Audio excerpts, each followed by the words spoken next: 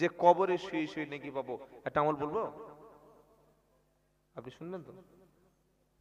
নবী বললেন তিনটি আমল এমন আছে যেটা করে গেলে কবরে শুয়ে শুয়ে নেকি পাওয়া যায়। একটা মিলাদ, তাই তো নাকি? হ্যাঁ বললো কে? কোনটির বাড়ি টাড়ি একটা আছে? এই যে আমরা মনে করি মরে গেলে 40 দিন মিলাদ হবে। আপনার কাছে মিলাদ হয় মরে গেলে? বন্ধ হয়েছে তো এখনো, তবে 2-4টা খাওয়ার লোক আছে, মানে খানা টানা হয় তো 40 দিনের খানা, ওই তো ওর নাম তো মিলাদ। গরু জবাই করব, মোটা মোটা পীর সাহেব আসবে, সালা টান কি রে, বেনামাজির জন্য মিলাদ হচ্ছে। রব্বানা যালামনা আনফুসানা, 20,000 টাকা পাবে তো, তাই এরকম পাওয়ারের চেল্লাচ্ছে। ওয়া ইল্লাম তাগফির লানা ওয়া তারহামনা লানাকুনান্না মিনাল খাসিরিন। একটু সাপের মতো দম নিয়েছে, দোয়া হচ্ছে, কিন্তু এটা কিসের দোয়া জানেন? বুঝতে পারেন নাই? 40-এর মিলাদের দোয়া। আয় আল্লাহ তাআলা, যে ব্যক্তি কবরে চলে গেছে তার গুনাহগুলি মাফ করে দিন, আযাবুল কবরকে মাফ করে দিন। আল্লাহ তার কবরটাকে জান্নাতুল ফিরদাউস বানিয়ে নিন। মনে করছে টান দিই না বলে, তার ছেড়ে দেবো টান দিয়ে, কিন্তু কথাগুলো শুনুন কি বলছি। পুরো ঝাড়া 15 মিনিট দোয়া হলো। খানায় যাবেন কি দেখবেন মৌলবী দোয়াটা দেখবেন, ঝেড়ে 15 মিনিট দোয়া করে দেন।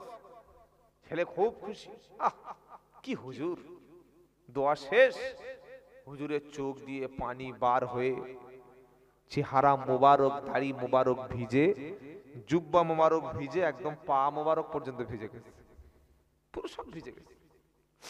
আল্লাহ, তাহলে কাকে জান্নাতে পাঠিয়ে দিল হুজুর? 40 দিন আগে যে লোকটা মারা গেছে, 40 দিন পরে জান্নাতের একটা ছোট টিকিট যদি বলে ধরিয়ে দিল। ভালো করে ভেবে বুঝে বলবেন। বাড়ির পাশে মসজিদ রেখে যে জামাত কাজা করে, বাড়ির পাশে মসজিদ রেখে যে জুমা পড়ে না, দাওয়াত ও তাবলীগের পবিত্র মেহনতকে যারা বলে এরা ইহুদিদের এজেন্ট, কোরআন শিক্ষা দিতে আসলে যারা মসজিদ থেকে বার করে দেয়, আর পীর সাহেব আসলে পায়ে চুমু খায়, আমি হাক্কানি পীরদের বিরোধিতা কোনোদিনও করি না, কারণ হাক্কানি ওলি যারা তারা আমার মাথার তাজ। বলুন সুবহানাল্লাহ। আমরা কথা বলি ভণ্ডদের বিরুদ্ধে, ব্যবসায়ীদের বিরুদ্ধে, যারা মাজারকে নিয়ে ব্যবসা করে। কি বলছি বুঝতে পারছেন না? 40-এর দিন মিলাদের দিন বক্তা দাওয়াত করে যাকে আমরা এনেছি, তিনি যে 15 মিনিট দোয়া করলেন, একটা বার জিজ্ঞাসা করেছেন, এ ভাই তোর বাপটা নামাজি কি বেনামাজি ছিল বল, তোর বাপের কোন সুদের ব্যবসা ছিল কিনা বল, তোর বাপ জুমার নামাজ কাজা করতো কিনা বল, তোর বাপ লোকের জমিটা ক্ষতি করে গিয়েছে কিনা বল, বাপের মরণের পরে জমিটা বোনেদের নামে লিখে দিয়েছিস কিনা বল, তোর বাপের কাছে যদি কেউ টাকা পায় ঋণটা শোধ করে দিয়েছে না ঋণ করে মারা গেছে, আগে ঋণটা পরিশোধ কর, তবে তোর বাপের জন্য দোয়া করব। 40-এর খানায় কোনদিন হুজুর এরকম দোয়ার আগে বলে শুনেছেন? আর আল্লাহর নবী সাল্লাল্লাহু আলাইহি সাল্লাম জানাজার নামাজে গেলে আগে জিজ্ঞাসা করতেন, তোমাদের ভাই যিনি মারা গেছেন তিনি ঋণী হয়ে মারা গেছেন কিনা। খুব ভালো করে শুনুন, যদি ঋণ করে মারা যায়, বিশ্ব নবী তার জানাজার নামাজ পড়তেন না। ঋণী হয়ে মারা গেলে জানাজার নামাজ পড়তেন না। মুসলমানদের বলতেন, তোমাদের ভাইয়ের জানাজা তোমরা পড়িয়ে দাও, আমি চলে যাচ্ছি। কেন? কারণ যে ব্যক্তি মানুষের টাকা মেরে খায়, মানুষের জমি দেবে বলে জমি দেয় না, বোনের সম্পত্তি মেরে খায়, ভাইয়ের সম্পত্তি মেরে খায়, কাজের লোকের টাকা, জনগণের টাকা, দেশের হক মেরে যে ব্যক্তি খায়, ওর জানাজার নামাজের ইমাম যদি কাবা শরীফের ইমাম হয়, অমন ব্যক্তিকে আমার আল্লাহ কখনো ক্ষমা করবে না, যতক্ষণ মানুষ না ক্ষমা করবে। বুকে হাত দিয়ে বলুন, 40-এর দিন মিলাদের দিন আমি তো হাজার হাজার লোক খাওয়ালাম, যারা পাওনাদার তাদের পাওনা কড়িটা বুঝিয়ে দিতে পারলাম না। এর জন্য দোয়া করে লাভ হবে না। আর এক শ্রেণীর লোক, তাদের জন্য দোয়া করে লাভ নাই, সেই শ্রেণীর নাম হচ্ছে বেনামাজি। কি নাম বললাম? পাক্কা বেনামাজি, পাক্কা ফাসিক। আমার চাম্পাটিতে এক মাল ছিল, খুব কয়েকদিন আগে মারা গেছে, এই রিসেন্টলি। জীবনে প্রত্যেক সপ্তাহে তাকে কলেমার দাওয়াত দিয়েছি, জুমার নামাজের দাওয়াত দিতাম। সে ছিল দোকানদার, হাত দুটো ধরে বলছি, চাচা দাড়ি গোঁফ চুল মাথা থেকে পা পর্যন্ত যত জায়গায় চুল আছে সব সাদা। কি বলছি বুঝতে পারছেন না? মানে চুল বলে যা ওর শরীর আছে পুরো সব সাদা। চাচা কালো তো আর কোথাও নাই, চলো মসজিদে যাই, চলো অন্তত জুমার নামাজটা পড়ো। আল্লাহর কসম করে বলছি, কোন দিন মসজিদে কেউ দেখেনি, কেউ দেখেনি মসজিদে। লোকটা মারা গেছে, খানা হচ্ছে, আমার বলছে হুজুর খানা। আমি তোর বাপের খানা তুই খা, আমি খাবো কেন? তোর বাপের খানা তুই খা, কারণ তোর বাপ মরে তুই খুশি হয়েছে সেদিন তো খাচ্ছিস। লোক কখন খায়? আমি এই খানা নিয়ে একটা বক্তব্য করেছিলাম যে মানুষ মারা গেলে খানা খাওয়া যাবে কিনা, মরা লোকের খানা। দেখি একদল হুজুর আমার বিরুদ্ধে গালাগালি করছে, গীবত করছে, বলছে শালা আমাদের দাওয়াত করবি না কোনো। বলে কেন? বলে আমাদের খানাটা বন্ধ করে দিচ্ছে। আচ্ছা, আপনি আপনার নিজের কাছে প্রশ্ন করুন, আমরা যখন মানুষদেরকে খেতে দিই, আনন্দের সময় না কষ্টের সময়? কখন? ছেলে পরীক্ষায় পাশ করলে খেতে দি, মেয়ে বিয়ের সময় খেতে দি, কোন জমি কিনলে জমি রেজিস্ট্রির সময় খানা খাওয়ানো হয়, ঘর বাঁধার সময় লোকের খানা খাওয়ানো হয়, বিয়ের সময় লোকের খাওয়ানো হয়। এ বাবাজিরা, আল্লাহওয়ালা ভাইরা, তোমার বাপ মরে গেছে, মা মরে গেছে, তুমি এত খুশি হয়েছো, তাই লোকদেরকে তুমি দাওয়াত করে খাওয়াচ্ছ। আর নবী কি বলেছে? যে বাড়িতে কোনো মাইয়েত হয়ে যায়, সেই বাড়িতে 3 দিন কোনো রান্না হবে না।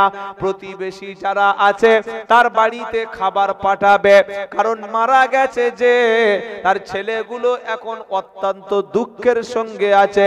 মারা গেছে যে, ওই মারা যাওয়ার পরে ছেলে মেয়ে অত্যন্ত ব্যথিত, তারা এখন কষ্ট পাচ্ছে, মনের দিক থেকে শান্তি নাই। তোমরা প্রতিবেশী ভাই তাদের বাড়িতে 3 দিন খাবার পাঠাও, তার বাড়িতে সহানুভূতি দেখাও, তার বাড়িতে গিয়ে মোষের মতো খেও না। আমরা বললাম ঠিক আছে খাবো না, কিন্তু 3 দিনের খাবারটা 40-এর দিন উসুল করে নেব।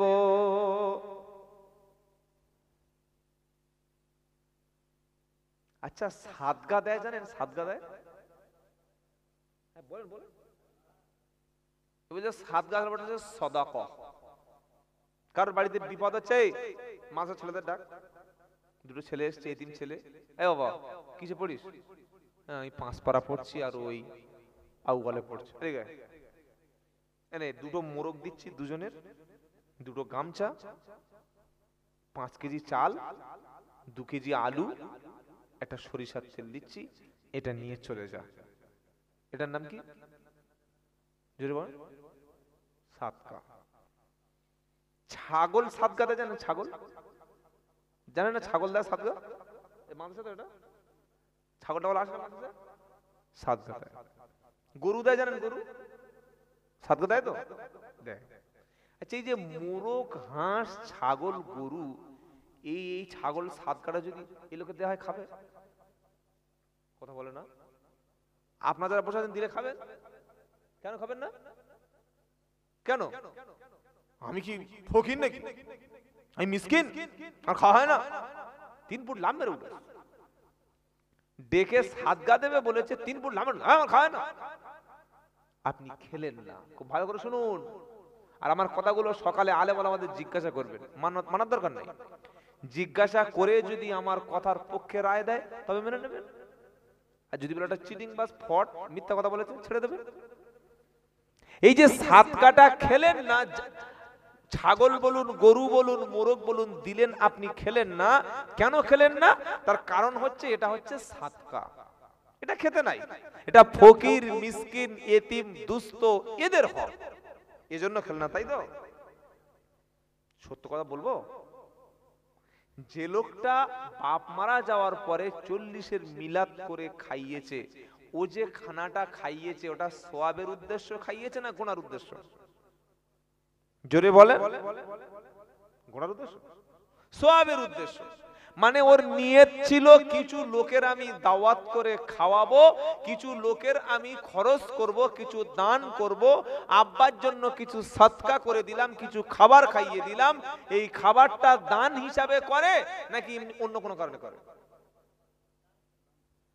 ওটার নাম হলো সদকা। এজন্য আমাদের ছাত্র জীবনে আমাদের ওস্তাদেরা মানা করতেন যে 40 বাড়িতে জীবনে কোনোদিন খাবে না। খেলে কি হবে হুজুর একটু বলুন? খেবে না কি হবে বলুন? বললে খেলে দিল মুর্দা হয়ে যায়। এ বক্তব্য যদি 40-এর খানার দিন করি, ওই যে রাঁধুনি যেগুলো বড় বড় ঈদের ওটা পিঠে মারবে না, দুম করে মেরে ফেলবে। সালা গরু জবাই করেছি বলছে সাদগা, খাবো না, আরে 14 গোষ্ঠী খাবো। কি বুঝলেন? আল্লাহর নবী যেটা করতে বলে নাই সেটা ইসলামে চালিয়েছে কিছু পেটুক্ষুরে মৌলানা। লোক মরে গেছে, তার বাড়ি মিলাদ পড়ে খাচ্ছে 40-এর দিন, শুধু খাচ্ছে, বলছে টিফিন কেটিয়ায় ভরে দে তো চাচি খাবে। ছি ছি ছি ছি ছি, তওবা তওবা তওবা, সাদকা খাওয়ার পাপ হবে। বলে হুজুর তাহলে সব ভুল, আমরা কি করব? কি করবেন সেটাও বলে দেবো, ভাষাতে আসিনি। কোনটা করবেন না সেটাও বলে দেব, আর কোনটা করলে আপনার বাপ নাজাত পাবে সেটাও বলে দেব। ইদা মাতাল ইনসান ইনকাতা আনহু আমালুহু ইল্লা মিন সালাসা সাদাকাতুন জারিয়া আও ইলমিন ইয়ানতাফাউ বিহি আও ওয়ালাদিন সালিহিন ইয়াদউ লাহু। আমার নবী বলেন মানুষ যখন মারা যাবে সমস্ত আমল তখন তার বন্ধ হবে। সব আমল কি হবে? জোরে বলুন। মানুষ যখন মারা যায় সব আমল তার তখন বন্ধ হয়, কেবলমাত্র 3টি আমল মরা লোকের সাথে থাকে। কেবলমাত্র 3টি আমল মরা লোক কবরে শুয়ে শুয়ে সওয়াব পায়। 1 নম্বর আমল হলো সাদাকাতুন জারিয়া, প্রবাহমান দান। মসজিদ নির্মাণ করে দেওয়া, মসজিদে কিছু কাজ করে দেওয়া, মাদ্রাসায় টাকা দেওয়া, মাদ্রাসায় ইলমের খাতিরে সহযোগিতা করা, মসজিদে নামাজের পাটিটা কিনে দেওয়া, 10 পিস কোরআন শরীফ কিনে দিল, 20 পিস কিতাবটা কিনে দিল, মসজিদের একটা ছাদ ফেলে দিল, মাদ্রাসার রুমের কিছু কাজ বাকি আছে করে দিল। এই মাদ্রাসায় যত ছাত্র পড়বে, এই মসজিদে যত মানুষ নামাজ পড়বে, কোরআন শিখবে, মসজিদ মাদ্রাসায় দান করেছে যারা, এর সওয়াব কবরে শুয়ে শুয়ে পাবে। সুবহানাল্লাহ বলার দরকার নাই, রোজা হয়ে গেলে ঈদের দিন একবার সুবহানাল্লাহ বলবেন। এখন বলার দরকার নেই, বললে গোনা হবে। রাত 2টো বেজে গেছে, 1:30 বাজে, এখন সুবহানাল্লাহ বলবেন। সুবহানাল্লাহ, কি বুঝলেন বাবাজিরা, আল্লাহ ভাইরা? তাহলে মরণের পরে আমি যদি কবরে শুয়ে শুয়ে, এই ওগুলো লাইট দিয়ে আমাদের মিরাজ করে, ও আচ্ছা, তাহলে ওর জন্য সব ছাড়। থাক থাক, কোথায় বাঁশনে ঘাড়ে মেরে দেবে দুম করতে, ঠিক থাক বাবা, থাক থাক, বস বস। ভালো লোক আসে না, যদি পাগলায় আসে। কি বুঝলেন? খোঁড়া আর কানা মিলে দুজন মসজিদ করে, বুঝলেন? একটা খোঁড়া আর একটা কানা। খোঁড়া লোক যত ইট লাগে দিয়েছে, আর কানা লোক যত ওই লেবার টেবার মনে হয় কাজের দাম সব দিয়েছে। দিয়ে এখন খোঁড়া বলছে, কানা বলছে দেখ আমি তো চোখে দেখতে পাই না, তুই ইমামতি কর। খোঁড়া লোক বলছে, হাট, আমি নামাজে দাঁড়াতে পারবো, ইমামতি আমি করতে পারবো? কানার বলছে তুই ইমামতি কর। এক কথা মনে রাখবি, তুই কানা হোস যা হোস, আমি তোর হাত ধরে ওই মেহরাবের ভিতরে দাঁড় করিয়ে দেবো, খালি নামাজটা পড়িয়ে দিবি। কানা লোক কি আর দেখা পাচ্ছে, বুঝতে পারছিস? তবে একটা মনে রাখ, নামাজের শেষে বা নামাজের মধ্যে বা নামাজে গিয়ে আমার জন্য একটু দোয়া করবি। তুই একা জনের জন্য করবি না, দুজনের জন্য দোয়া করবি। এবার কানা খোঁড়া লোক তো পিছনে হ্যান্ডিক্যাপের খুঁড়িতে ভরতে ভরতে উঠে, আর পিছনে কোনো রকমের তকবির দিয়েছে, আল্লাহু আকবার আল্লাহু আকবার, তকবির বলে। কানা বলেছে দাঁড়া, সামনে গিয়ে এখন নামাজ পড়াচ্ছে। আল্লাহু আকবার, আলহামদুলিল্লাহি রাব্বিল আলামিন, আর রহমানির রহিম, মালিক ইয়াউমিদ্দিন, ইয়্যাকা না'বুদু ওয়া ইয়্যাকা নাস্তাঈন। খোঁড়া বলছে, শালা মসজিদ করলুম দুজনে, আর তুই কানা নিজের নামেই দোয়া করে নিলি, কি বুঝলেন? তো খোঁড়া মনে করছে হয়তো প্রথমবারে দোয়াটা ওর নামে হয়েছে, দ্বিতীয়বারে আমার নামে হবে। ফের দ্বিতীয় রাকাত শুরু করেছে, আলহামদুলিল্লাহি রাব্বিল আলামিন, আর রহমানির রহিম, মালিকি ইয়াউমিদ্দিন, ইয়্যাকা না'বুদু ওয়া ইয়্যাকা নাস্তাঈন।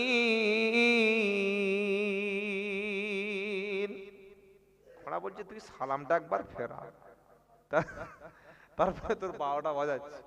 সালাম ফিরিয়েছে, জামার কলার টেনে ধরলে, এই শালা কানার নামে দোয়া করলি, খোঁড়া কোথায় গেল? বলছে ভাই রে, অনেক চেষ্টা করেছি কিন্তু খোঁড়া বলে কোনো আয়াত পাচ্ছি না কোরআন শরীফ। কি বুঝতে পারলেন? তো কানা খোঁড়া বাঁজা দিয়ে এখন যা হোক চালিয়ে নিলে হলো। বাবাজিরা, আল্লাহ আল্লাহ ভাইরা, মরণের পরে যদি নেকি কবরে শুয়ে শুয়ে পৌঁছাতে চান কিয়ামত পর্যন্ত, হয় মসজিদের জন্য অথবা মাদ্রাসার জন্য কিছু না কিছু একটা করে যাবেন। বলুন ইনশাআল্লাহ। ইনশাআল্লাহ বলেন। তাহলে আপনার নেকি কবরে বন্ধ হবে না। 2 নম্বর নবী বললেন, আও ইলমিন ইয়ানতাফাউ বিহি, উপকারী ইলম যদি তুমি কাউকে দিতে পারো, কাউকে কোরআন শেখাতে পারো, কাউকে একটা দিনের মাসআলা শিখিয়ে যেতে পারো, তুমি যদি কোনো বই পুস্তক কিতাব লিখে যেতে পারো, তোমার ইলমের দ্বারায় মানুষ উপকৃত হবে, আর এর নেকিটা তুমি কবরে শুয়ে শুয়ে পাবে। জোরে বলেন। একটা বেনামাজি মাতাল সুদখোরকে ধরে বেঁধে যদি আমি নামাজি বানাতে পারি, যদি আমি কোরআনটা ধরিয়ে দিতে পারি, আজকের বিশ্বের জমিনে দাওয়াত ও তাবলীগের মেহনত সারা পৃথিবীতে চলছে। নিজের পকেটের টাকা খরচ করে লোকের গিয়ে ডেকে এনে মসজিদে বসাচ্ছে। এদের কি পাগলা কুত্তায় কামড়েছে? তাই তো নাকি? পাগলা কুত্তা কামড়েছে তো, জলাতঙ্ক হয়েছে তো। পাগলা কুকুর কামড়ালে কি হয় বাবা? জোরে বলো। জলাতঙ্ক রোগ হয়। ও পানি দেখলে আর সহ্য করতে পারে না। জল আতঙ্ক, জলাতঙ্ক। যারা নিজের টাকা খেয়ে নিজের খরচ করে মানুষের বাড়িতে বাড়িতে দিন পৌঁছে দিচ্ছে, এরা মদখোর, তাড়িখোর, গাঁজাখোর, পাগল না।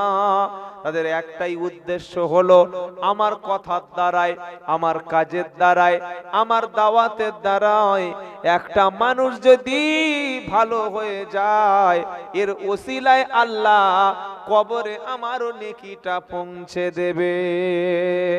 বললে হুজুর সামান্য কাজ করলে কবরে নেকি পাওয়া যাবে, এ কথা কে বলেছো বলো?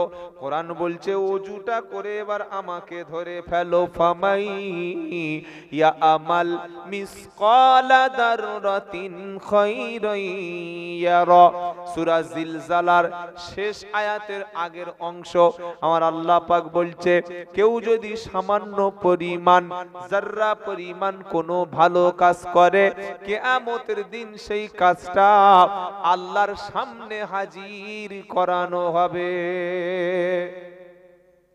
আবার সূরা নিসা খুলুন, মাইয়াশফা শাফাআতান হাসানাতান ইয়াকুল্লাহু নাসিবুম মিনহা।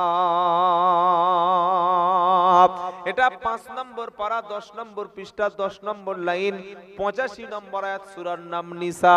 আর আল্লাহ পাক বলছে ভালো আমলের জন্য, ভালো কাজের জন্য, নেক আমলের কাজে যদি কেউ সুপারিশ করে, সাপোর্ট করে, আপনার কথার দ্বারায়, কাজের দ্বারায় একটা ভালো কাজ যদি কেউ করতে পারে, এর সওয়াবের অংশ আল্লাহ আপনাকেও দেবে, বঞ্চিত করবে না। সুবহানাল্লাহ বলেন। আবার চলুন, আল্লাহ বলছেন মান জাআ বিল হাসানাতি ফালাহু আশরু আমসালিহা। যদি কেউ কোনো একটা নেক আমল করে, যদি কেউ ভালো একটা কাজ করে, আমার আল্লাহ বলছেন এর বদলা হিসাবে 10 গুণ নেকি দেওয়া হবে। কটা আয়াত শোনালাম? 3টি।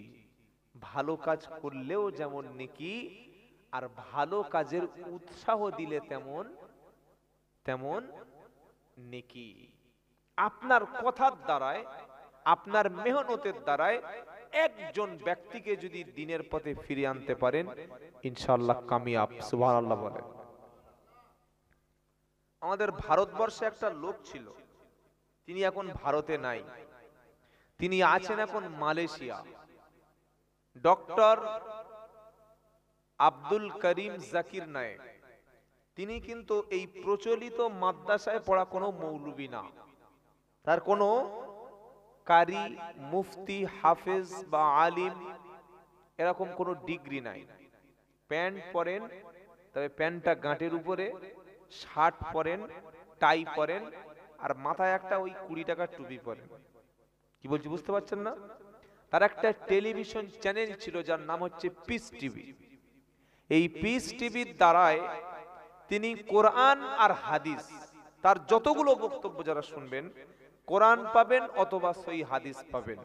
বেদ, বাইবেল, জিন্দাবেস্তা, নিউ টেস্টামেন্ট, ওল্ড টেস্টামেন্ট, যত রকম ধরনের ধর্মীয় বই পুস্তক আছে, আল্লাহর রহমতে মোটামুটি সবগুলোই তার মুখস্থ। এই লোকটার দ্বারায় শুধু ভারতবর্ষে নয়, বিশ্বের অন্তত 100 দেশে তিনি কয়েক লক্ষ মানুষ খ্রিস্টান, ইহুদি, হিন্দু, নাস্তিক, মুরতাদ থেকে ইসলাম কবুল করে ইসলামের সুশীতল ছায়ায় এসেছে। জোরে বলুন। আচ্ছা, এই যেটা বললাম এটা কি আমি বানিয়ে বলছি না, আপনারা শুনেছেন? মোটামুটি শুনেছেন। আমি বলেছি জাকির নায়েক কোনো প্রচলিত মাওলানা না। আমাদের দেশের এক শ্রেণীর স্বার্থপর পেটুক্ষুরে যারা দেখছে আমাদের তাবিজের ব্যবসা, জলসার ব্যবসা, মিলাদের ব্যবসা, কোরআন খানির ব্যবসা, 40-এর ব্যবসা সব আস্তে আস্তে করে বন্ধ হয়ে যাচ্ছে, তারা ফটাং করে ফতোয়া দিল যে ডক্টর জাকির নায়েক কাফের। কি বললাম? ডক্টর জাকির নায়েক, এই ধরুন এই লোকটা বসে আছে, ইনি একজন সম্মানিত, আপনাদের এই মাদ্রাসা, মসজিদ বা জলসার একজন সম্মানিত দায়িত্বশীল ব্যক্তি। যদি কোনো ইমাম সাহেব বা কোনো ব্যক্তি যদি বলে এই লোকটা কাফের, এই লোকের ধারে কাছে আর কেউ আসবে? আর কেউ সালাম দেবে? আচ্ছা ধরুন ওনাকেই ছেড়ে দিলাম, উনি বাবা এখানকার লোক বলে কোথায় মারটার খাবো, আমার নিজের দিয়েই বলি, এই বক্তব্য করে চলে গেলাম। কাল সকালবেলা আপনি ফেসবুক খুললেন বা নেট, এখন তো সব নেটের কথা বিশ্বাস করে, কোরআন হাদিসের কথা বিশ্বাস করে না, আলেমদের কথা বিশ্বাস করে না, মসজিদে কোরআন খুলে তেলাওয়াত করছে বিশ্বাস করে না, নেটে বলেছে, এই নেট দেখাচ্ছে, নেটে বলেছে। নেটের মধ্যে যেগুলো দেখেন 100-র মধ্যে 80টা সত্য না, এটা মাথায় রাখবেন। টেলিভিশনে যেটা দেখেন, নেটের মাধ্যমে যেটা দেখেন, 100-র মধ্যে 80টা নেটের কথা সত্য না। আর আমরা ফেসেছি ওই জায়গায়, নেট যা বলে, ইন্টারনেট যা বলে, ওটাকে কোরআনের মতো একদম দলিল আদিল্লা মনে করে সেটাকে মেনে নিই। এটাই গোমরা হওয়ার প্রথম পয়েন্ট, মাথায় রেখে দেবেন। তো আমি লিবে চলে গেলাম, কাল সকালে একটা মৌলভী সাহেব বলে দিল আব্দুল্লাহ জুবায়ের কাফের। কাফের। আচ্ছা, আমাকে যখন কাফের বলবে তখন আমার কথা কেউ আর শুনবে? আমি দাওয়াত দিলে আর কেউ দাওয়াত নেবে? আমি মানুষকে দিনের কথা, এ ও কাফের রে, কে আব্দুল্লাহ জুবায়ের বলে পুরো কাফের, একদম ফুল কাফের, খবরদার ওর সঙ্গে যাবি না, সালাম দিবি না। ডক্টর জাকির নায়েককে কাফের বলল কারা? ভারতবর্ষের একদল স্বার্থপর পেটুক্ষুরে পীর নামের হারামখোরেরা। আমি বলেছি হাক্কানি ওলি বা পীররা না, যারা দেখছে মাজারের ব্যবসা, তাবিজের ব্যবসা, কোরআন খানির ব্যবসা আস্তে আস্তে করে গুড়িয়ে যাচ্ছে, ওরাই সব জায়গায় ফতোয়া দিল জাকির নায়েক কাফের। সেই লোকটার দ্বারাই, আমি বলছি না ডাক্তার জাকির নায়েক ঠিক, কিন্তু তার কিছু কথা তো সঠিক, তার দাওয়াতের টেকনিকটা, তার হিকমাটা, তার মেজাজটা, তার যে যুক্তিটা, আর্গুমেন্টটা, ইনফরমেশনটা, কোরআন হাদিসের তথ্যটা, এটা ঠিক কি ঠিক না? একটা রাখাল যদি আমাকে কোরআনের একটা কথা বলে, আমি বলবো এই তোর কথা তোর উপর রাখ, তোর কথা কে শুনবে রে? এটা বললে আপনি রাখালের কথা অস্বীকার করলেন না, আপনি কোরআন অস্বীকার করলেন। একটা হাই স্কুলের মাস্টার যদি আমাকে কোরআন থেকে একটা কথা বলে যে আল্লাহ বলেছেন ওয়া হাল্লাল্লাহুল বাইয়া ওয়া হাররামার রিবা, 3 নম্বর পারা 6 নম্বর পৃষ্ঠা 3 নম্বর লাইনের 275 নম্বর আয়াত সূরার নাম বাকারা, আল্লাহ বলছেন ব্যবসা হালাল, সুদ হারাম। ও যে হেডমাস্টার বলেছেন বা স্কুলের একটা মাস্টার বলেছেন, প্যান্ট শার্ট পরে থাকেন, ওর কথাটা আমি বলবো, এই মাস্টার তুই বুঝিস কি রে, দাঁড়িয়ে আছে, নামাজ পড়িস, তুই আলেম, তোর কথা শুনবো না, যা, ও তোর কোরআন তোর কাছে রাখ, তোর কোরআন তোর কাছে রাখ, এটা বললে আমার ঈমান থাকবে? বলুন। আমি মাস্টারের কথা উড়িয়ে দিচ্ছি না আল্লাহর কোরআনটা উড়িয়ে দিচ্ছি? কোনটা ভাববেন? ডক্টর জাকির নায়েককে কাফের বানিয়েছে এই স্বার্থপর পেটুক্ষুরে হারামখোর পীরগুলো, তাকে দেশ ছাড়া করে দিল, থাকতেই দিল না। অথচ হাজার হাজার মানুষ বলছে না ডক্টর জাকির নায়েক ইহুদিদের এজেন্ট। আচ্ছা, ইহুদিদের এজেন্ট যদি কেউ হয়, তার হাতে ইহুদি বাড়বে না মুসলমান বাড়বে? কি বলছি বুঝতে পারছেন না? আমি যদি খ্রিস্টানদের এজেন্ট হই, তাহলে আমি খ্রিস্টানের কথা প্রচার করব না মুহাম্মদ সাল্লাল্লাহু কথা প্রচার করব? কোনটা? খ্রিস্টানদের কথা প্রচার করব, যেহেতু আমি খ্রিস্টানদের এজেন্ট। আমি যদি ইহুদিদের এজেন্ট হই, ইহুদিদের পক্ষে কথা বলবো, ইহুদিদের কথা প্রচার করব, আমি মুহাম্মদ সাল্লাল্লাহু কথা কেন প্রচার করতে যাব? সত্যি যদি জাকির নায়েক ইহুদিদের এজেন্ট হতো, তার হাতে ইহুদি বাড়তো, বাট কোনো মুসলমান হতো না। কথা ভালো করে বুঝুন, ভাবার চেষ্টা করুন। আমরা আমাদের নিজেদের আজকের শত্রু হয়ে গেছি ভাই, মুসলমান মুসলমানদের শত্রু। তাই ডক্টর জাকির নায়েক শুধু তার কথা ছেড়ে দিলাম, যিনি কোরআনের কথা বলেন, যার কথা শুনে, যার হেদায়েতের বাণী শুনে একটা মানুষ যদি ফিরে আসে, সেই ব্যক্তি কবরে শুয়ে শুয়ে যত ব্যক্তিকে হেদায়েতের বাণী শুনিয়েছে সারা জীবন তার নেকি পাবে। জোরে বলুন সুবহানাল্লাহ। আর আল্লাহ বলছেন তোমরা মানুষদেরকে হিকমতের সঙ্গে ডাকো, উদউ ইলা সাবিলি রাব্বিকা বিল হিকমাতি ওয়াল মাউইজাতিল হাসানা ওয়াজাদিলহুম বিল্লাতি হিয়া আহসান ইন্না রাব্বাকা হুয়া আলামু বিমান দাল্লা আন সাবিলিহি ওয়া হুয়া আলামু বিল মুহতাদিন। এটা 14 পারা 20 পৃষ্ঠা 11 নম্বর লাইন 125 নম্বর সূরা নাহাল। আল্লাহ বলছেন নবী, আপনি মানুষদেরকে দ্বীনের পথে, ইসলামের পথে, কোরআনের পথে ডেকে আনুন। যখন ডাকবেন কোন দিকে ডাকবেন? আল্লাহর দিকে। কার দিকে বলেন? কোন কবর, কোন মাজার, কোন দল, কোন দিকে নয়, আল্লাহর দিকেই মানুষকে ডাকুন। সুবহানাল্লাহ পড়েন। আর যখন ডাকবেন কিভাবে ডাকবেন? বিল হিকমাতি ওয়াল মাউইজাতিল হাসানা, হিকমতের সঙ্গে সুন্দর সুন্দর উপদেশ দিয়ে, জ্ঞান বিজ্ঞানের কথা বলে মানুষদেরকে আল্লাহর দিকে আনবেন। সুবহানাল্লাহ বলেন। তো যদি কেউ মরণের আগে এমন কোন আমল করে যেতে পারে যে আমলটা দুনিয়ার মানুষ উপকৃত হচ্ছে, দুনিয়ার মানুষ সেই আমলটা করছে, এর কারণে সেই ব্যক্তি কবরে গিয়েও সওয়াব পাবে। বলুন সুবহানাল্লাহ। দুটো নেকি বললাম, এক সদকায়ে জারিয়া আর একটা হচ্ছে নেক আও ইলমিন ইয়ানতাফাউ বিহি, উপকারী ইলম যদি কাউকে দিতে পারি এর নেকি আছে।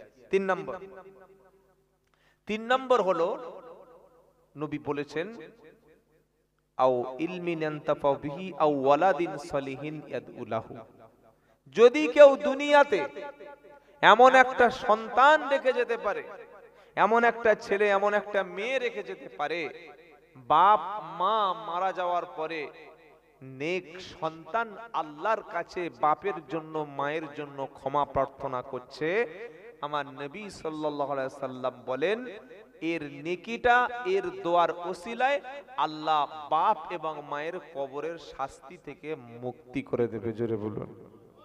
এবার আপনি বসে বসে ভাবুন যে তিনটির মধ্যে মারা যাওয়ার পরে আপনার কবরে যাওয়ার মতো কোনো আমল আছে কি?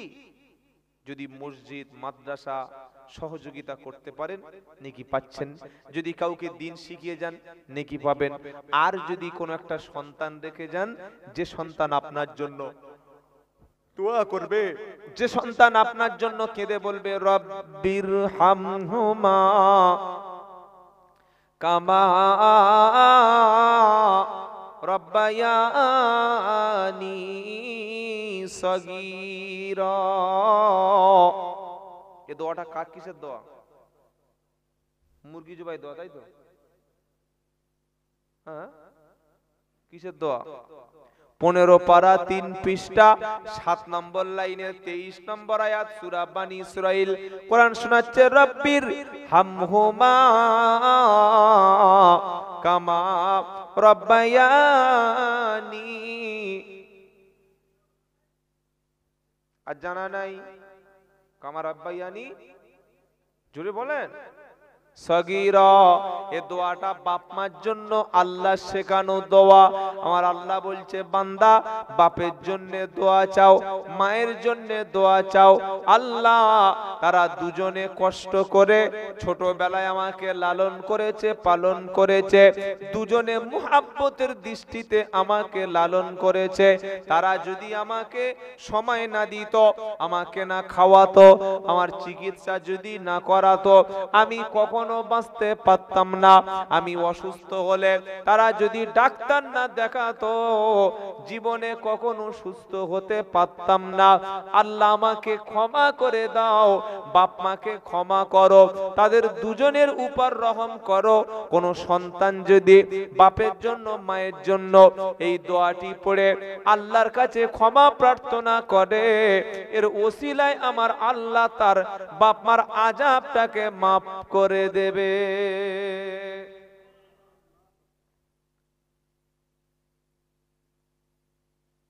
আচ্ছা, আপনাদের এখানে কোরআন খতম হয় নিজে পড়েন না অন্য কাউকে দিয়ে পড়ান? হ্যাঁ,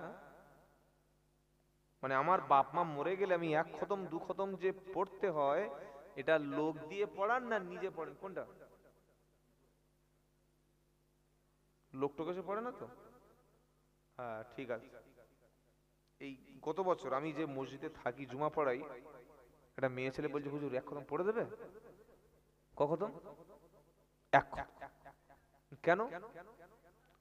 বললে 1 খতম পড়ে দিলে এর সওয়াবটা আমার বাপ মা দাদা দাদি নানা নানি শ্বশুর শাশুড়ি কজন হলো? মাথা কি আপনাদের হ্যাং হয়ে গেছে? বাপ মা দাদা দাদি নানা নানি শ্বশুর শাশুড়ি কজন? এইবার ঠিক আছে, 8 জনের জন্য 1 খতম পড়ে দেবে। কত দিতে হবে? 1 লাখ টাকা। কত? 1000 নয়, 1 লাখ। বলে ও আল্লাহ, আমাদের আগের হুজুর 500 টাকায় 1 খতম। 500 টাকায় 1 খতম। এলাম দেখো খালা, 500 টাকায় যে 1 খতম পড়েছে আর আমি যে 1 লাখ টাকায় 1 খতম পড়বো, এই সিস্টেমটাই ইসলাম বিরোধী। টাকা দিয়ে আপনি আলেমকে দাওয়াত করে দ্বীনের মাসআলা শিখুন, অসুবিধা নাই। টাকা দিয়ে কাউকে বাড়িতে এনে একটু দোয়া করুন, অসুবিধা নাই। কিন্তু 500 টাকা, 1000 টাকা, 2000 টাকা কারোর হাতে ধরিয়ে দিয়ে তোমার বাপ আর তোমার মা, তোমার দাদা, তোমার দাদি, তোমার নানা নানি, এই 6 জন 8 জনের নামে একটা রোজ দিয়ে তুমি এক খতম পড়িয়ে নিলে, এই সিস্টেমটা তোমাকে কে চালু করেছে নামটা বলো। না আমার আব্বা মা দাদা দাদি সব করতো। শোনো, আল্লাহর নবী সাল্লাল্লাহু আলাইহি সাল্লাম তিনি বলেছেন ওয়ালাদিন সলিহিন ইয়াদউ লাহু, এমন একটা সন্তান তুমি রেখে যাও যে সন্তান যেন তোমার জন্য দোয়া করতে পারে। সন্তানের দোয়াটা আল্লাহ কবুল করবে, সন্তানের কান্নাটা আল্লাহ কবুল করবে, সন্তানের চাওয়াটা আল্লাহ কবুল করবে। তো যাকে যে চাইতে এসেছে, যে কাঁদতে এসেছে, যে খতম পড়তে এসেছে, ও বিনা পয়সায় ও তোমার সন্তানের মধ্যে পড়ে না পয়সার মধ্যে পড়ে? কিরম খতম পড়া হয় জানেন? আউযু বিল্লাহি মিনাশ শাইতানির বিসমিল্লাহির রহমানির রহিম ইয়া আইয়ুহাল্লাযীনা আমানু ইন্নাল মালায়ালাউন। সকাল 8টা বাজে, ওই চা দাও। আর ছোটবেলায় একটু মাদ্রাসা কিছু দুষ্টু ছেলে আছে, তো ওরা কি করতে জানে, যখন দেখছো 8-9টা বেজে গেছে, পড়তে গেছে কারোর বাড়ি, টিফিন টিফিন দেয় না, তখন পড়তো ওয়ান্নাশিতাতি নাশতা ওয়ান্নাশিতাতি নাশতা ওয়ান্নাশিতাতি নাশতা নাশতা। মানে কি দাও? বাড়িগুলো বলছে এই টিফিন টান টিফিন টান টিফিন টান টিফিন টান। কি বলছে? কি চালাক মাল, একবার বুঝতে পেরেছেন? ওয়ান্নাশিতাতি নাশতা শুরু করে দিয়েছে। আল্লাহর কসম করে বলছি, আপনি নিজে কোরআনটা শিখুন, আপনার সন্তানকে কোরআন শিখুন, কোরআনটা শেখান। আমার নবী বলেছেন, যে ব্যক্তি কোরআনের একটা অক্ষর পড়বে, আল্লাহ তাআলা তার আমলনামায় 10টা নেকি দান করে দেবে। একটা অক্ষরে কটা? জোরে বলো, 10টা। কেউ যদি পড়ে বিসমিল্লাহির রহমানির রহিম, এই বিসমিল্লাহর মধ্যে অক্ষর আছে 19টা, 19 আর 10 গুণ করলে 190টা। আপনি শুধু যদি বিসমিল্লাহির রহমানির রহিম পড়েন, 190টা নেকি। নেকি দরকার আছে? আছে আছে আছে, পড়বেন। কিন্তু হাফেজ সাহেবকে ভাড়া করে টাকা দিয়ে আমার বাপের জন্য কাঁদাতে হবে, আমার মায়ের জন্য হাফেজ সাহেব কোরআন খতম করে যাবে, এই সিস্টেমটা ইসলামে ছিল না, এটা সুন্নাহর মধ্যে পড়ে না। আর যদি কেউ বলে না এ হুজুর বোঝে না, হাফেজ সাহেবকে দিয়ে খতম পড়ালে লাভ আছে, তাহলে কবরে গেলে যখন কাপন খুলে লুঙ্গি ড্যান্স করবে, সে সময় বুঝতে পারবে কেমন হয়। লাভ আমার, আমি আপনার খেয়েছি, আপনার টাকা নিয়েছি, মাঝখানে নেকিটা আমি নিয়ে চলেছি, পুরো লাভটা আমার, আর আপনি পুরো ঝাড় খেয়ে গেছেন। তাই ঠকাতে যদি না হয়, ঠকতে যদি না হয়, এখনো সময় আছে। একটা সন্তান এমন তৈরি করুন, বাপের মরণের পরে ছেলে যেন বাপের জন্য দোয়া চাইতে পারে। মনে থাকবে ইনশাআল্লাহ, মনে থাকবে ইনশাআল্লাহ। 3টি আমল যদি একটাও আমি করে যেতে পারি, আমি কবরের নেকি পাবো। বলুন সুবহানাল্লাহ। আবার কেউ যদি একটা গাছ রোপণ করে যায়, বাপ মারা গেছে, অথবা আমি একটা গাছ পুঁতে গেলাম, ওই গাছ জিকির করবে কার? সাব্বাহা লিল্লাহি মা ফিস সামাওয়াতি ওয়া মা ফিল আরদ। আল্লাহ বলছেন, জমিনে এবং আসমানে যা কিছু আছে সবকিছু আল্লাহর তাসবিহ পড়ে। গাছ আল্লাহর জিকির করে, সবকিছু আল্লাহর জিকির করে। আপনি একটা বৃক্ষ রোপণ করে গেলেন, গাছ পুঁতে গেলেন, ওই গাছটি তাসবিহ পড়বে, গাছের ছায়ায় মানুষেরা বসবে, গাছের ফল পাখিরা খাবে, আর এই গাছের তাসবির জিকিরের নেকি আপনি কবরে শুয়ে শুয়ে পাবেন। সুবহানাল্লাহ। গাছ বসিয়ে বলবেন, এখন বলার দরকার নেই, যদি বলুন সুবহানাল্লাহ। 2 নম্বর হলো মিষ্টি পানির ব্যবস্থা। পাড়ায় অনেক জায়গায় ভালো পানি নাই, আপনার বাপের খানার টাকাটা অপচয় না করে একটা পানির ব্যবস্থা করে দিলেন, একটা কল বসিয়ে দিলেন। যত লোক বাপের কিংবা নিজের একটা কল বসানো মিষ্টি টিউবওয়েলের পানি যত মানুষ পানি পান করবে এর সওয়াব কল বসনে ওয়ালা শুয়ে শুয়ে পাবে। আরেকটা নেকি আছে, সেটা হলো এই, কাউকে কোরআন শরীফ হাদিস শরীফ কোন কিতাব উপহার দেওয়া। কি উপহার দেওয়া? কিতাব উপহার দেওয়া। একটা কোরআন নিয়ে ভাই তুমি কোরআন পড়ো, তুমি একটা নবীর জীবনী দিলাম পড়ো, একটা কিতাব কিনে কাউকে দিয়ে তুমি পড়ো, আপনার কিতাব আপনার বই থেকে যত লোক পড়বে, যত লোক এর থেকে আমল করবে, এই নেকিটা কবরে শুয়ে শুয়ে পেয়ে যাবেন। জোরে বলুন সুবহানাল্লাহ। এবার বলুন, 1.5 লাখ টাকা 2 লাখ টাকা মোষ মেরে গরু মেরে হাইব্রিড হুজুর আনছে, আর হুজুরদের পয়সার অভাব আছে? হ্যাঁ, আমি আব্দুল্লাহ জুবায়ের বলছি শুনুন, বর্তমানে সবচাইতে গরিব হলো ইমামেরা, মাদ্রাসার শিক্ষকেরা, আর সবচাইতে ধনী হলো বক্তারা। আপনারা কি বলছেন একটু বলুন। হ্যাঁ, সবচাইতে গরিব হলো মসজিদ ইমাম, মসজিদের ইমাম আর মাদ্রাসার মুদারিস যারা, আর সবচাইতে ধনী হলো বক্তারা আর পীরেরা। একটা পীর সাহেবের নাম বলুন যার গাড়ি নাই, বলুন বলুন বলুন। যার গাড়ি নাই, বাড়ি নাই, একাধিক বউ নাই, কিংবা তার ঘরটা একদম মাটির ঘর, ভাঙা ঘর, একটা পীর সাহেবের নাম বলুন দেখি। বর্তমানে ধনী হলো সবচাইতে বক্তারা। এক রাত্রে 2টো জলসা, 3টে জলসা, 20-25, তা আবার টাকা অ্যাকাউন্টে মেরে দাও, টাকা অ্যাকাউন্টে মেরে দাও, তা না হলে আমি যাচ্ছি না।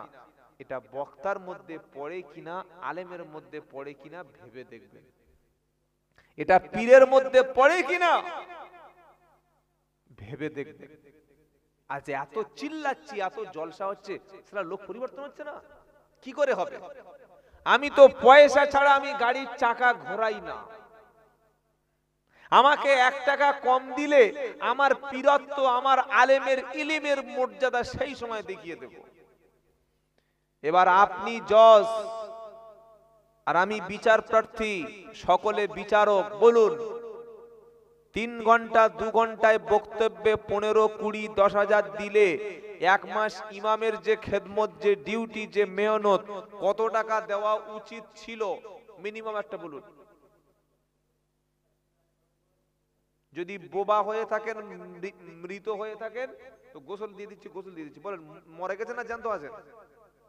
জ্যান্ত আছেন তো? তাহলে এবার জবানটা খুলুন। এখানে 2 ঘন্টায় যদি 10,000, 20,000 টাকা পাওয়া যায়, যে ইমাম 1 মাস ডিউটি করলো, গরু জবাই, ছাগল জবাই, মুরগি জবাই, রাত 3টের সময় উঠে বাপের খানা হবে মুরগি জবাই করতে গেছে, রাত 3টের সময় বাপের খানা, তার পরের দিন ইমামকে ডেকেছে মুরগি জবাই করতে, আর যেই বিসমিল্লাহ বলে মুরগি ধরেছে, পুরো ইমামের গায়ে সব জায়গায় ফিসকিরি পায়খানা করে দিয়েছে। এটা হাসির কথা বলছি? যারা ইমামতি করে জিজ্ঞাসা করে দেখুন। আমার দাড়ি ওঠেনি, গোঁপ ওঠেনি, সেখান থেকে ইমামতি করছি, ছেলে খেলা নয়। 700 টাকায় ইমামতি শুরু করেছিলাম, 700 টাকায়। কত টাকা? 700।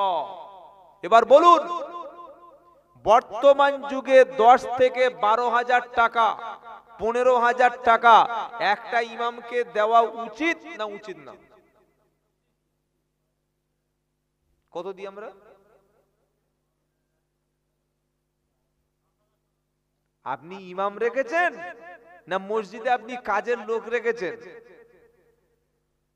জলসায় বক্তাকে ফোন করে বলছে, হুজুর কত ভিজিট, লজ্জা লাগে না? শরম লাগে না? সামান্য ইনসাফ লাগে না? যে একে 20 দিলাম, 25 দিলাম, 10 দিলাম, 12 দিলাম, 13 দিলাম, আর ও লোকটা কি অপরাধ করেছে, সে 30 দিনে কেন 10,000 টাকা পাচ্ছে না? না, আমাদের গরিব এলাকা, গরিব এলাকা, মসজিদে টাইলস কেন, পাথর কেন, মসজিদে এসি কেন? পাথর বিক্রি করে দাও, টাইলসটা উড়িয়ে দাও, এসিটা খুলে নাও, মাটির মসজিদ করো, 3,000 টাকা মেরামতি করবো। কি বলতে বুঝতে পারছেন? 1 সপ্তাহ আগে বর্ধমানের রায়নায় আমার প্রোগ্রাম ছিল, কয়েক হাজার মানুষ প্রোগ্রামে এসেছে কোরআন শুনতে। আমি সেখানে 2.5 ঘন্টার বেশি কথা বলেছি। জিজ্ঞাসা করলাম ইমাম সাহেব কে আছেন, একজন হাত তুলুন। একটা বৃদ্ধ লোক প্রায় 55-60 বছর বললে, হুজুর আমি 14 বছর 16 বছর ইমামতি করছি, 6000 টাকা। সেক্রেটারির নাই বিবেক নাই, ক্যাশিয়ারের নাই ক্যাশে টাকা নাই, মসজিদের মুতাল্লি হয় নাই কানা, তো গ্রামের যারা ইমামের সঙ্গে ওঠা বসা করছে তাদের বিবেকটা কোথায় গেল? একদিনও ইমাম সাহেবের জিজ্ঞাসা করেন হুজুর কত দেয়, আপনার কত পায়? তারা জানে না। এই কথাটা কে বলবে? এই কথাটা কে বলবে? ও তো বললেই ও জলসা পয়সা দেবে না, বলে নামলে তো আর কমিটি দেখা করবে না। অনেক জায়গায় হয়েছে এরকম, এই শালা পয়সা দিবি না, ছেড়ে দে। তুই পয়সা দিবি না, তুই কি আমার রুজির মালিক? তুই নাকি রুজির মালিক? কোন জলসা কমিটি না, রুজির মালিক কোন মসজিদের ক্যাশিয়ার না। এটা আচ্ছা, এগুলো অসুবিধা হচ্ছে না আমরা বলছি বলে? জীবনতলার মানুষ তো, আবার শওকত সাহেবের এলাকা, খুব ভয় লাগে কথা বলতে। কি বুঝলেন বাবাজিরা, আল্লাহরা ভাইরা, ইনসাফটা লক্ষ্য রাখবেন। প্রত্যেক ইনসাফ যার মরে গেছে তার বেঁচে থেকে লাভ নাই।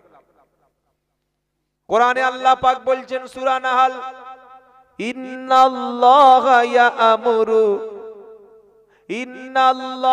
ইয়া'মুরু বিল আদলি ওয়াল ইহসান ওয়া ইতা'i যিল কুরবা ওয়া ইয়ানহা আনিল ফাহশাই ওয়াল মুনকারি ওয়াল বাগি ইয়াইযুকুম লাআল্লাকুম তাযাক্কারুন। এটা প্রত্যেক জুমায় ইমাম সবার কান পাকিয়ে দিয়ে বলছে, নিশ্চয়ই আল্লাহ।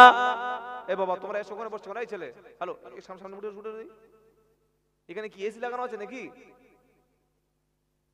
আমি বারবার বলছি আপনারা নেমে এসে এটা মজলিসের শুনতেই, যে আসছে ওখানে বসে পড়ছে।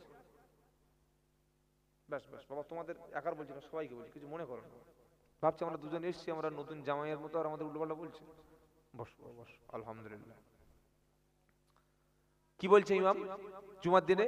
ইন্নাল্লাহা লা ইয়া'মুরু বিল আদলি ওয়াল ইহসান, নিশ্চয়ই আল্লাহ আদেশ করেছেন আদল। এই যে আদালত বলেন, আদালত আমাদের আইনের যে আদালত আছে না, নাই, ওই আদালত শব্দটা আদল থেকে এসেছে।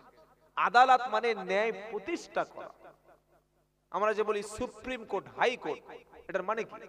হাই কোর্ট মানে উচ্চ ন্যায়ের ঘর, উচ্চ। আর একটা সুপ্রিম কোর্ট, হাই কোর্টের আদালত মানে যেখানে ন্যায় প্রতিষ্ঠার একটা জায়গা, আদালত। আল্লাহ এটাই বলছেন, ইনসাফ প্রতিষ্ঠা করো, আদল প্রতিষ্ঠা করো। আল্লাহ অর্ডার দিচ্ছে। যে ইমাম সাহেব রমজান মাসে তারাবি পড়ালো, এক মাস ইমাম সাহেব নামাজ পড়ানোর পরে সবাই জামা কাপড় পরলো। ছেলেকে কিনে দিলাম শপিং মলে, মেয়েকে কিনা দিলাম কলকাতা থেকে, এমবাজার থেকে। জামাইকে জামা কাপড় দিলাম, 3 তালা 3টে রুম বিশিষ্ট বিশাল বড় শপিং মল থেকে। ঈদের আগে মার্কেটিং হলো, শপিং মল হলো, ভালো ভালো দামি দামি ড্রেস কেনা হলো। ইমামের শপিংটা কবে হয়েছে বলো? ইমামের শপিং মলে যা হয়, শপিং মল জিনিসই জানেন না। ঈদের 4 দিন আগে ইমাম সাহেব বলছে ভাই বাড়ি যাব। বলল কেন? ঈদের নামাজ পড়ে যাবে। বলে ছেলে মেয়েদের জামা কিনতে হবে। বলে আরে ইমাম সাহেব অত ইয়ে কেন, বসো, নামাজ পড়ে যাবে। কমিটির ছেলেরা বললে ভাই ইমাম সাহেবের বিদায় করবি না, সামনে রমজান মাস আসছে, শুনুন কাজে লাগবে। সারা বছর সারা মাস তারাবি পড়ে ইফতার করে সেহরি খেয়ে আর ফেতরার বিল কেটে আর ঈদের নামাজে গিয়ে সাদা পাঞ্জাবি, মাথায় পাগড়ি, সাদা লুঙ্গি পরে এমন করে বসে আছে যেন মদিনার ইমাম। কি বিখ্যাত মাল, ইমামের পিছনে বসে আছে। এত আতর লাগিয়েছে, আর আতরের বোতল ঘরে নি, খালি ঢেলে আর পুরো মেখে ছড়িয়ে দিয়েছে সব জায়গায়। ধুম বন্ধ হচ্ছে আতর। আপনি বিবেকের কাছে প্রশ্ন করুন, আপনার বাড়িতে 2টো ছেলে একটা মেয়ে ছিল, আপনার শ্বশুর ছিল, শালা ছিল, শালি ছিল, ভাড়া ভাই ছিল, সবার জামা কাপড় কিনে দিয়েছেন না দেন নাই? দিয়েছেন না দেন নাই? তাহলে ইমামটা কি অপরাধ করলো? সে কেন পেল না? আর যদি ইমামদের জামা কাপড় দেওয়া হয়, কি দেয়? একটা এক্সাইজ গেঞ্জি, আব্বা গেঞ্জি, একটা 300 টাকার ইসমাইল লুঙ্গি, একটা 150 টাকা মিটার 4 মিটার কাপড়, একটা টুপি, একটা লাক্স কোজি মানে বুঝতে পারো কি? এই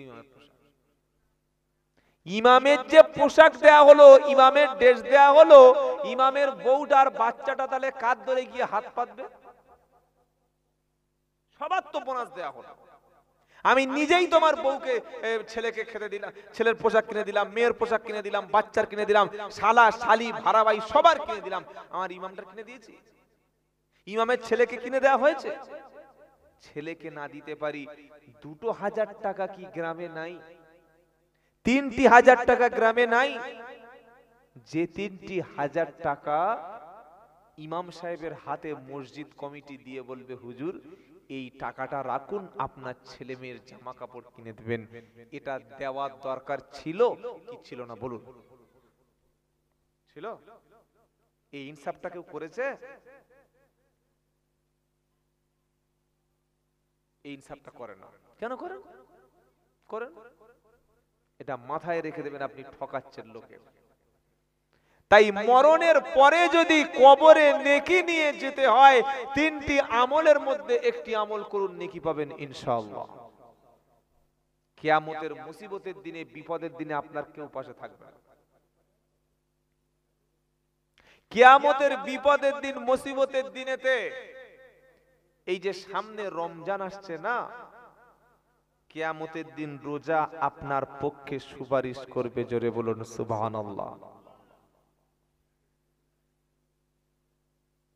ইয়াউমা ইয়াফিরুল মারউ মিন আখিহি ওয়া উম্মিহি ওয়া আবিহি ওয়া সাহিবাতিহি ওয়া বানিহি লিকুল্লি ইমরিইম মিনহুম ইয়াউমা ইদিন শাআনু ইগনি। এই আয়াতটা সারা জীবন শুনেছে। ভাই সেদিন পালিয়ে যাবে, আব্বা সেদিন বলবে আমার ছেলে নাই, মা সেদিন বলবে আমার পেটে কাউকে ধরি নাই, স্বামী সেদিন বলবে স্ত্রী বলতে কেউ ছিল না, স্ত্রী বলবে স্বামী বলতে জীবনে কাউকে চিনতাম না। সবাই যখন পালিয়ে যাবে, কেউ কারোর পক্ষে কথা বলবে না। ওই কিয়ামতের দিন যারা দিনে রোজা করেছিল, রাতে কোরআন পড়েছিল, দিনের রোজা এবং রাতের কোরআন রোজাদার ব্যক্তির জন্য সেদিন সুপারিশ করবে।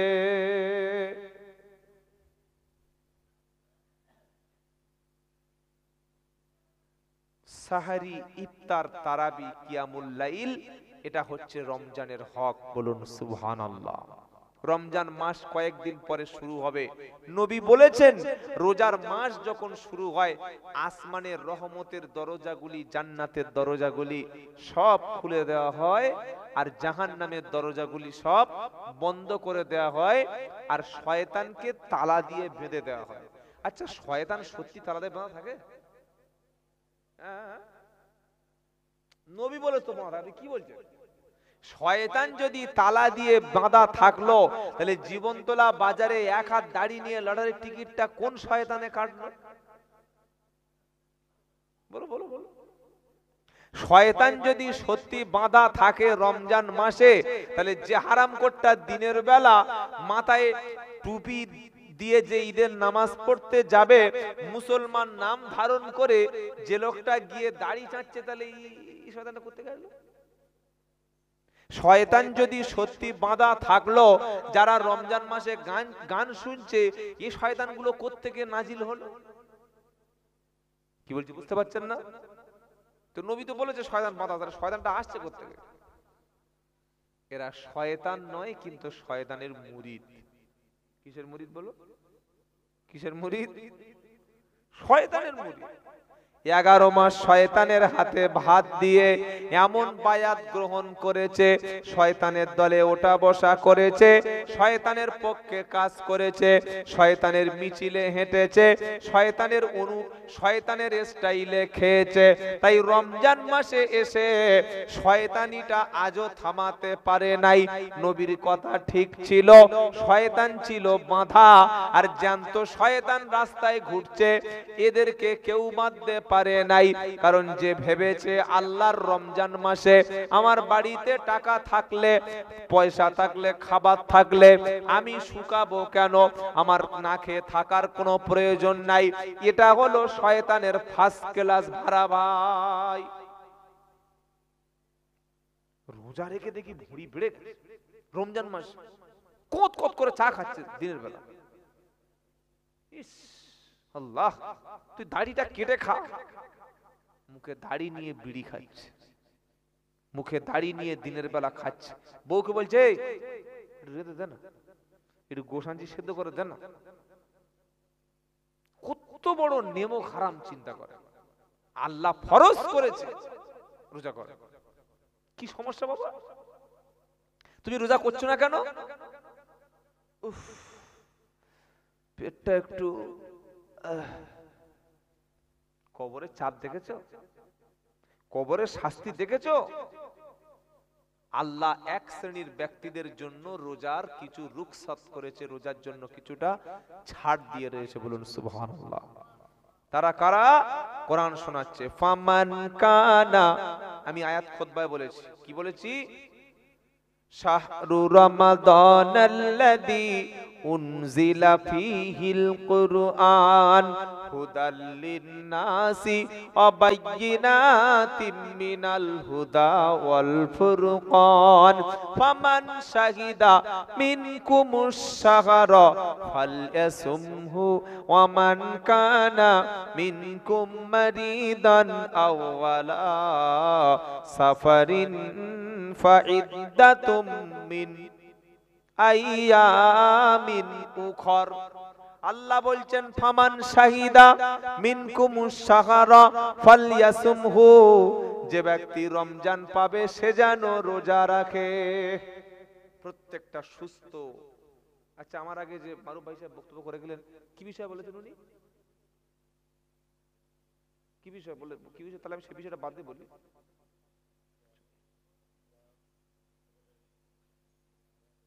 তো আমি তো সেই কথা বললাম, আপনাকে বললেন যে এটা বলা হয়ে গেছে, বললেন না? একই ইনজেকশন দুবার কেউ নিলে বাঁচবে? এই হচ্ছে আপনাদের ভুল রে ভাই। একই যেটা বলে গেছে ফেস মানা করলেন যে এটা বলে গেছে। আচ্ছা, রোজার বিষয়ে বলেছে কি? রোজার বিষয়, রোজা সিয়াম নিয়ে, তারাবি নিয়ে, ইফতার নিয়ে কিছু বলেছে কি? বলেনি তো? তার দু চারটে কথা শুনুন। আর না খেয়ে কতক্ষণ বকবো বলুন তো? সন্ধ্যা থেকে খাওয়া দাওয়া কিছু নাই, আসলাম ছুটোছুটি করে, টেনেই তুলে দিল। আর কি করা যাবে? আর আমাদের এইভাবে যতদিন বেঁচে যায়, বেঁচে থাকি। আর আমি আজকে খুব একটা পাকা নিয়ত করে নিয়েছি আজকের থেকে, সেটা এখন বলবো না, নেমে যাওয়ার সময় পড়বো। একদম মরণ পর্যন্ত পাকা নিয়ত আমি করে নিয়েছি আজকের এই জলসায় বসে। খালি যাওয়ার সময় স্মরণ করে দেবেন, শুনিয়ে দেবো কি নিয়ত করেছি। এখন বলবো না। বাবাজিরা, আল্লাহ ভাইরা, আল্লাহ বলছেন ফামান শাহিদা মিনকুমুশ শাহরা ফালইয়াসুমহু, তোমাদের মধ্যে কেউ যদি রমজান পায়, রমজান মাস সামনে আসে, ফালইয়াসুমহু, সে যেন রোজা রাখে। সে যেন রোজা রাখে। কেন? রোজার মাসে রাখলে রোজা খালেস নিয়েতে, বদলা ইহার যায় গো পাওয়া দুই জাহানেতে, বদলা ইহার যায় গো পাওয়া দুই জাহানেতে। কিছু বলার দরকার নেই, চুপচাপ থাকুন। সুবহানাল্লাহ বলবেন, জোরে বলেন না সুবহানাল্লাহ। এটা কবির কথা নয়, বিশ্ব নবীর কথা। রোজাদারের জন্য দুনিয়ায় একটা আনন্দ আর জান্নাতে একটা আনন্দ। দুনিয়ায় আনন্দ কি? ইফতারির সময় রোজাদারের আনন্দ। বলুন সুবহানাল্লাহ। আর আখিরাতে আল্লাহ পাক স্বয়ং নিজ হাতে রোজাদারের পুরস্কারটা তিনি তুলে দেবেন। বলুন সুবহানাল্লাহ। তাই কবি কি বলছেন? রোজার মাস রাখলে রোজা খালেস নিয়েতে, বদলা ইহার যায় গো পাওয়া দুই জাহানেতে। রোজার মাস রাখলে রোজা খালেস নিয়েতে, বদলা ইহার যায় গো পাওয়া দুই জাহানেতে, বদলা ইহার যায় গো পাওয়া দুই জাহানেতে। ইফতারি করো তুমি রোজা রেখে যে, ইফতারি করতে বসো তুমি রমজানে রোজাতে, বদলা ইহারো যায় গো পাওয়া দুই জাহানেতে, বদলা ইহারো যায় গো পাওয়া দুই জাহানেতে। বিশ্বনবী মুহাম্মদ মুস্তাফা সাল্লাল্লাহু আলাইহি সাল্লাম আল্লাহ তাকে দিয়ে বলে নিচ্ছেন, হে আমার নবী, ইয়া আইয়ুহাল্লাযীনা আমানু। রোজা সম্পর্কে সূরা বাকারার দ্বিতীয় পারার 7-8 নম্বর পৃষ্ঠায় 183 থেকে 84, 85, 86, 87 এই 4-5টা আয়াতে কখন রোজা রাখবেন, কখন রোজা রাখবেন না, কখন রোজা ছেড়ে দেবেন, কি অবস্থায় রোজা মাফ আছে, কি কি কারণে রোজা নষ্ট হয়, বা রমজানের কটা রোজা রাখবেন, কখন রোজা করতে নাই, পুরো ডিটেইলস একদম খুলে খুলে আল্লাহ তাআলা বর্ণনা করে দিয়েছেন। বলুন সুবহানাল্লাহ। নামাজ পড়া ফরজ, ফজরে, জোহরে, আসরে, মাগরিব, ইশায়, কিন্তু কোন ওয়াক্তে কত রাকাত নামাজ এটা কোরআনে পাবেন না। এটা কোথায় আছে? হাদিসে আছে। যাকাত দিতে হবে, যাকাত কত টাকা হলে কতটা যাকাত দিতে হবে, কতটা সোনা থাকলে কতটা যাকাত লাগবে, কতটা ধান হলে কতটা যাকাত দিতে হবে, ছাগল কটা হলে যাকাত লাগবে, কটা গরু হলে যাকাত দিতে হবে, উট কতটা হলে যাকাত দিতে হবে, জমির সম্পদ কত থাকলে যাকাত দিতে হবে, পুরোপুরি ডিটেইলস খোলাখুলি আলোচনা কোরআনে নাই। কিন্তু রোজার আলোচনাটা আল্লাহ তাআলা একদম পুরো সবকিছু ডিটেইলস আলোচনা করেছেন। জোরে বলুন সুবহানাল্লাহ।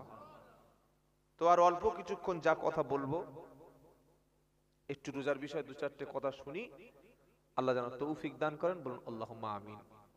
এখনো লোক রাস্তায় ঘুরছে, এরা কি রে বাবা, এরা কারা? রাস্তায় লোক যাচ্ছে আসছে, সব মানুষ না ফেরেশতা না জিন? সর্বনাশ, রাত 2টো বাজে এখনো লোক রাস্তায় ঘুরছে। ছি ছি ছি ছি, তওবা তওবা তওবা। আপনারা একটা কাজ করুন ভাই, এই কথাটা আমার বলা ঠিক হবে কি জানি না, এটা মাদ্রাসার জলসা না মসজিদের জলসা? মসজিদের। এটা 24 পরগনার লোক পারবে না আমি জানি, তারপরে আমার হকটা আমি আদায় করে যাই। যখন জলসা দেওয়ার নিয়ত করবেন বা আগামীতে যখন দেবেন, ও আমি বললেও দেবেন না বললেও দেবেন জানি, এসব বলে লাভ হয় না, তারপরে আমার হকটা আদায় করি। ঠিক করে নেবেন যে জলসা সর্বোচ্চ রাত 12টা থেকে 1টায় শেষ করব, এটাই নিয়ত করবেন। কারণ এই যে রাত 12টা 1টার পরে লোককে ধরে এনে জোর করে বসিয়ে রাখা, মানুষের ঘুমের টাইমে লোকের বক্তব্য শোনানো, এটা সম্পূর্ণ সুন্নাহর খেলাফ। যে কোনো আলেমদের কাছ থেকে জেনে নেবেন। এক, এতে ক্ষতিটা কি হয়? এখন যে কথাগুলো যত দামি কথা আমি বলি, আমার বলারও কোনো এনার্জি থাকে না। আর যারা শুনছেন, 3 ঘন্টা যখন একটা মানুষ কথা শুনে 4 ঘন্টা, তারা কি শুনতে ভালো লাগে? তো বসে আছেন কেন? একেবারে সব উঠে চলে যাবো, থাকি, বসে থাকি, কি বুঝলেন? কিন্তু 12টা থেকে 1টার পরে যে কথা আলোচনা হয়, এতে হেদায়েতের কিছু আছে বলে অন্তত হাক্কানি আলেমরা বলতে পারবে না যে হেদায়েত বলে কিছু আছে। সব মাথার উপর পারে চলে যাচ্ছে। চেষ্টা করবেন 12টা থেকে 1টায় শেষ করে দেওয়া। কি লাভ হবে? ফজরের নামাজটা অন্তত জামাতে গিয়ে হবে। জলসা দেওয়া, জলসা শোনা, জলসা করা ফরজ ও ওয়াজিব, সুন্নাত না, কিন্তু ফজরের নামাজটা পড়া। জোরে বলুন। যে লোকগুলো রাত 1টার সময় উঠে গিয়ে শুয়েছে, ও মসজিদে আসতে পারবে? ও লুঙ্গি কোথায় পড়ে থাকবে নিজেই ফজরের সময় জানবে না, কি করে নামাজ পড়বে ফজরের সময়? 2 নম্বর হলো, কিছু মনে করবেন না, ক্ষমা করবেন, এত lighting sound system hifi pandal না করলেও হবে, কিন্তু জলসা যখন দেবেন একটা দোকান যেন জলসায় না থাকে। এটা কোনো বক্তা বলেছে বলে আজকে আমি অন্তত মনে করি না। বলেছে? বলে গেছে না বলেনি? আপনি আমার সঙ্গে চলুন, কালকে আমি দিনাজপুর যাব, আমি কাল সকাল 9টার সময় বার হয়ে যাব। দিনাজপুর যাব, আমার বাড়ি থেকে 450 কিলোমিটার রাস্তা, 10 ঘন্টা রাস্তা। উত্তর দিনাজপুর, গঙ্গারপুর থানা। কয়েক হাজার মানুষ রাত 12টা পর্যন্ত জলসা শুনবে, 1টা পর্যন্ত। একটাই বক্তা থাকে, একটা বক্তা শেষ, দোয়া হলো, বাড়ি চলে গেল, ফজরের নামাজ। একটা দোকান খুঁজে পাবেন না, একটা মেলা খুঁজে পাবেন না। চলুন বর্ধমানে যাই, একটা মেয়ে নোংরা ভাবে ঘুরছে আর একটা দোকানে ছেলে মেয়ে ধাক্কা মারছে, ঠেলছে, খুঁজে পাবেন না। হুগলিতে চলুন, পাবেন না। বাঁকুড়ায় চলুন, পাবেন না। মুর্শিদাবাদ চলুন, পাবেন না। পুরুলিয়া, বীরভূম, জলপাইগুড়ি, শিলিগুড়ি, কোথাও পাবেন না।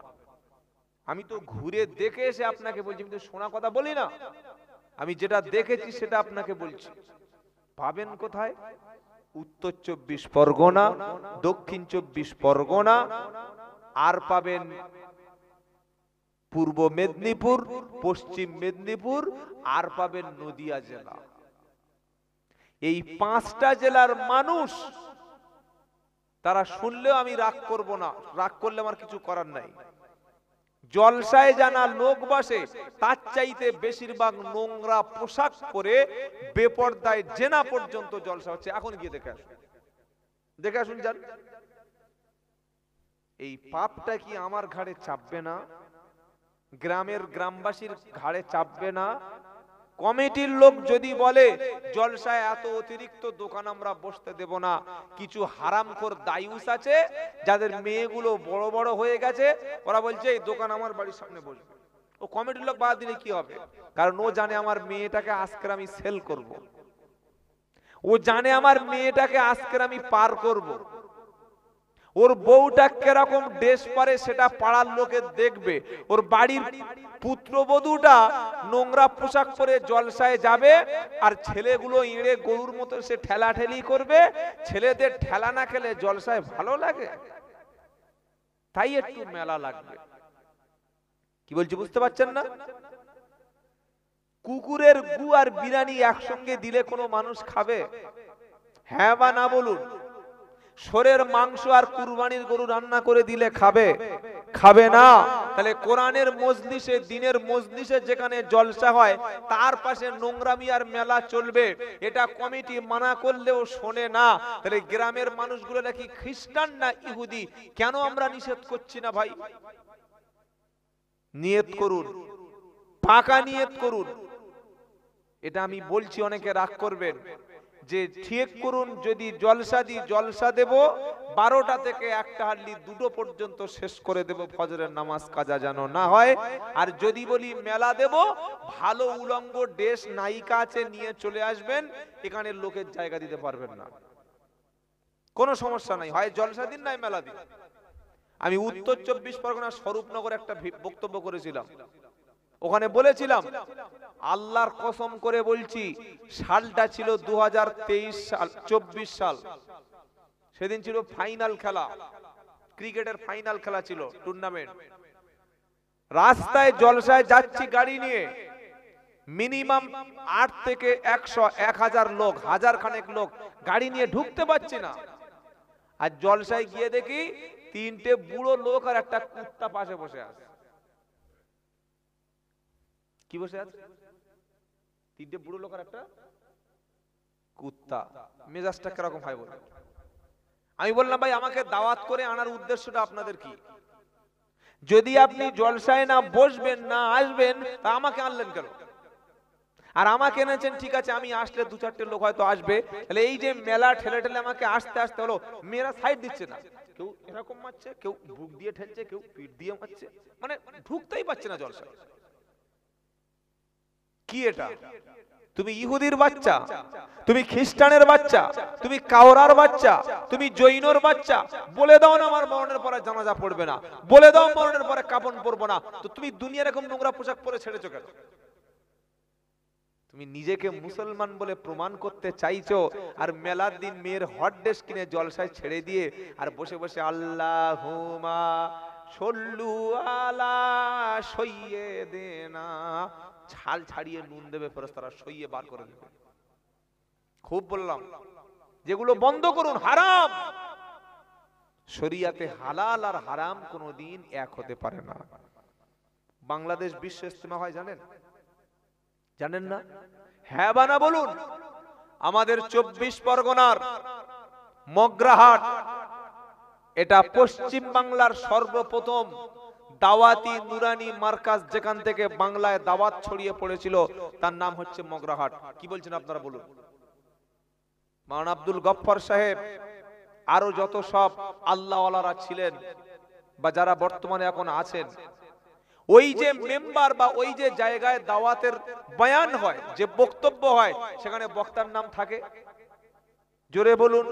এরকম প্যান্ডেল থাকে, ক্যামেরা থাকে, গেট থাকে, সাউন্ড সিস্টেম থাকে, মেলা থাকে, দোকান থাকে, নারীর ঠেলাঠেলি থাকে, পতিতাদের মতো পোশাক পরে কোনো মেয়ে ঘরে? বক্তাকে জানে না, নাম জানে না, মাইকের কোনো নাই, সাউন্ড সিস্টেম কিচ্ছু নাই। সিম্পল একটা বয়ানে হাজার হাজার লক্ষ লক্ষ মানুষ শুনে আল্লাহ রাস্তায় দিনের জন্য বার হয়ে যায়, কয়েক মাস ঘুরে এসে নবীর সুন্নাত অনুযায়ী বাড়িতে ফিরে এসে আল্লাহর ওলি হয়ে যায়। সুবহানাল্লাহ। এটা দেখার পরে যদি আপনার চোখ না খোলে, তো আমি ছুরি নিয়ে জবাই করলে আপনার হুঁশ ফিরবে না। কি বলছি বুঝতে পারছেন না? এজন্য আমি বলি ভাই, জলসায় হেদায়েত আর নাই। যা কিছু ছিল দুই একজন, তারা এখন আর হেদায়েত নাই। খামোকাই পয়সা নষ্ট করে ফেলে দিচ্ছে। কেন আপনি ভিজিটওয়ালা বক্তা দাওয়াত করবেন যে এত টাকা দিতেই হবে? কে আপনাকে বলেছে ওই বক্তাকে আনতে? আপনি মসজিদে মুফতি সাহেব, হাফেজ, কারি, মুফতি, মাওলানা, যোগ্য আলেম, যোগ্য ইমাম মসজিদে রেখে দেখুন। আমি 1.5 ঘন্টা 2 ঘন্টায় 10-20 কামাবো। ইমাম প্রত্যেক জুমার দিন 1 ঘন্টা করে বক্তব্য করলে বছরে হবে 53 ঘন্টা। 53 ঘন্টা বক্তব্য জুমার দিন যে কাজ হবে, 1 লাখ টাকা 2 লাখ টাকা খরচ করে জলসায় সে কাজ হবে। আর এই কথাটা সাহস করে কেউ বলবে জলসায়, বললে তো জানবে শালা আমার আর দাওয়াত করবে না। কেন? আমার বিনা পুঁজির ব্যবসাটা আমি বন্ধ করতে যাচ্ছি, যা হয় চল। মনে রেখে দেবেন, সিস্টেমটাই ভুল। তাই আপনারা জ্ঞানী গুণী সচেতন ঈমানওয়ালা দাওয়াতের পবিত্র মেহনতের সঙ্গে জুড়ে আছেন, আলেমদের ভালোবাসেন, হাক্কানি ওলি যারা তাদের সোহবতে থাকেন, আগামীতে এই কাজ করবেন না। হয় জলসা দিন আর তা না হলে মেলা দিন, দুটোর মধ্যে একটা ঠিক করে আজ থেকে নিয়ত করে নিন, মাশওয়ারা অনুযায়ী কাজ করবেন। আমি অন্তত আশা করিনি যে এই রকম জায়গায় এই কাজটা হবে। আমার মাদ্রাসায় চাম্পাটি আমি যেখানে থাকি জলসা হয়, একটা দোকান আমি বসতে দিই না। ওই হ্যাঁ, দুজন বইটই কিতাব এনেছে, বাবা বিক্রি করে, কিছু মানুষ ইলম চর্চা করছে। কি বলছি বুঝতে পারছেন না? এর জন্য কমিটির কোনো দোষ নাই। কেন? ওই যে গ্রামের কিছু হারামখোর শুকনো বেঈমান আছে, নাফরমান আছে, মাতাল আছে, তেড়েলখোর মাল আছে, গাঁজাখোর মাল আছে, ওরা জলসার দিন এনজয় করবে, মেয়ে নিয়ে ঘুরবে, ফুর্তি করবে, শালির মুখে ফুসকা তুলে দেবে, ওই জন্য জলসায় দোকান বসিয়েছে। এটা সত্য বলছি না মিছে কথা বলছি? এ কথা বললে গুলি খাওয়ারও ভয় আছে, মেরে দেওয়ারও ভয় আছে, এটা মাথায় রেখে দেবেন। তাই নিয়ত করুন, যদি জলসা দিই সুন্নাহ অনুযায়ী চলবে, আর যদি না দিই তাহলে একটা মেলা দেব, গোনাটা ভালো করে হবে। সেই যখন জাহান্নামে যাব তো ভালো করেই যাই, তো হাফ হাফ গিয়ে কি লাভ আছে? হাফ বিড়ি, হাফ গাঁজা, হাফ নামাজ, হাফ গান, হাফ জলসা, এমনি তো জাহান্নামে যাব, ভালো করে পড়বো। আল্লাহুম্মা আজিরনা মিনান নার, নাউযু বিল্লাহি মিন যালিক, আউযু বিল্লাহি মিনাশ শাইতানির রাজিম, লা হাওলা ওয়ালা কুওয়াতা ইল্লা বিল্লাহ। আল্লাহ হেফাজত করুন। জোরে বলুন, জোরে বলুন আল্লাহুম্মা আমিন। জাহান্নামের আযাব সহ্য করতে পারবেন না। وسيق الذين كفروا إلى جهنم زمرا حتى إذا جاءوها فتحت أبوابها وقال لهم خزنتها ألم يأتكم رسل منكم يتلون عليكم آيات ربكم وينذرونكم لقاء ইয়াউমিকুম হাদা। 24 পারা 5 পৃষ্ঠা 5 নম্বর লাইনের 71 নম্বর আয়াত সূরা জুমারে আল্লাহ পাক শোনাচ্ছে, কিয়ামতের দিন যেদিন আল্লাহ জাহান্নামীদেরকে হাঁকিয়ে নিয়ে জাহান্নামের দিকে নিয়ে চলে যাওয়া হবে, জাহান্নামী আল্লাহর দুশমনদের যখন জাহান্নামের কাছাকাছি নিয়ে যাওয়া হবে, আর যাওয়ার আগে থেকে জাহান্নামের দরজাখানা খুলে যাবে। সুবহানাল্লাহ, সুবহানাল্লাহ, আল্লাহু আকবার। কি আশ্চর্য কথা! বিশাল বড় বড় আগুনের দরজা সব খুলে যাবে। ওয়াকালা লাহুম খাজানাতুহা, জাহান্নামীদেরকে প্রশ্ন করা হবে, জাহান্নামীদেরকে জাহান্নামের ফেরেশতা, তার নাম হচ্ছে মালিক, মালিক জিজ্ঞাসা করবে, এ জাহান্নামীরা কেন তোমরা জাহান্নামে এলে? আলাম ইয়াতিকুম রুসুলুম মিনকুম, তোমাদের কাছে আল্লাহর পক্ষ থেকে কোন বার্তা বাহক কি গেল না? কোন কোরআনের দায়ী দ্বীনের দায়ী কি গেল না? তোমাদের মসজিদে কি ইমাম ছিল না? তোমাদের এলাকায় কোনদিন দাওয়াতের সাথীরা যায়নি? কোন হাক্কানি আল্লাহওয়ালা ওলি বান্দারা তারা কি দ্বীনের দাওয়াত তোমাদের কাছে পৌঁছায়নি?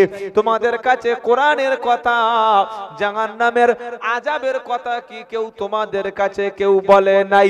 ইয়াতুলুনা আলাইকুম আয়াতি রাব্বিকুম, আমার আয়াত থেকে কোরআন থেকে তোমাদের কাছে কি কেউ কথা শোনালো না? ওয়ায়ুনদিরুনাকুম লিকা ইয়াউমিকুম হাদা, আর আল্লাহর সামনে দেখা করতে হবে এই বিষয় তোমাদের কাছে কে কেউ সতর্ক করে দিল না? তখন জাহান্নামীরা বলবে, ক্বালু বালা, হ্যাঁ আমাদের কাছে সতর্ককারীরা এসেছিল, জান্নাত জাহান্নামের কথা বলেছিল, আমরা শুনেছিলাম কিন্তু মানতাম না।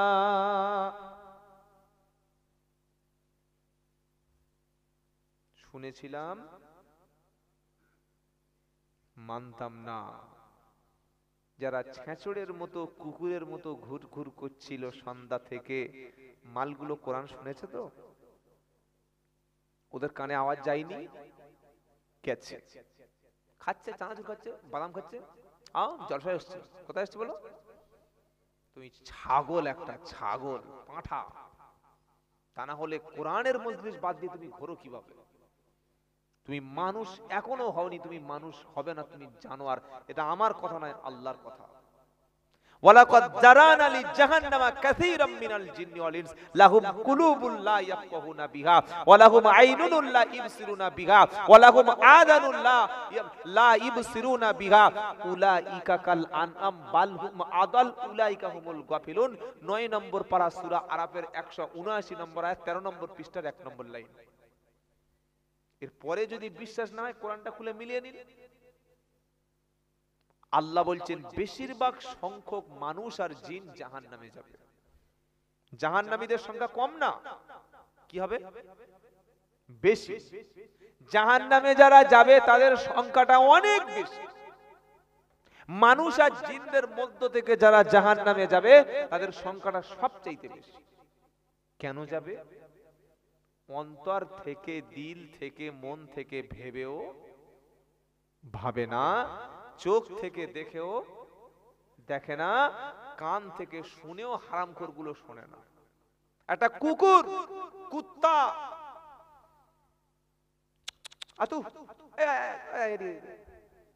একটু মাংস ছুঁড়ে দিলে আসবে না? আসবে না?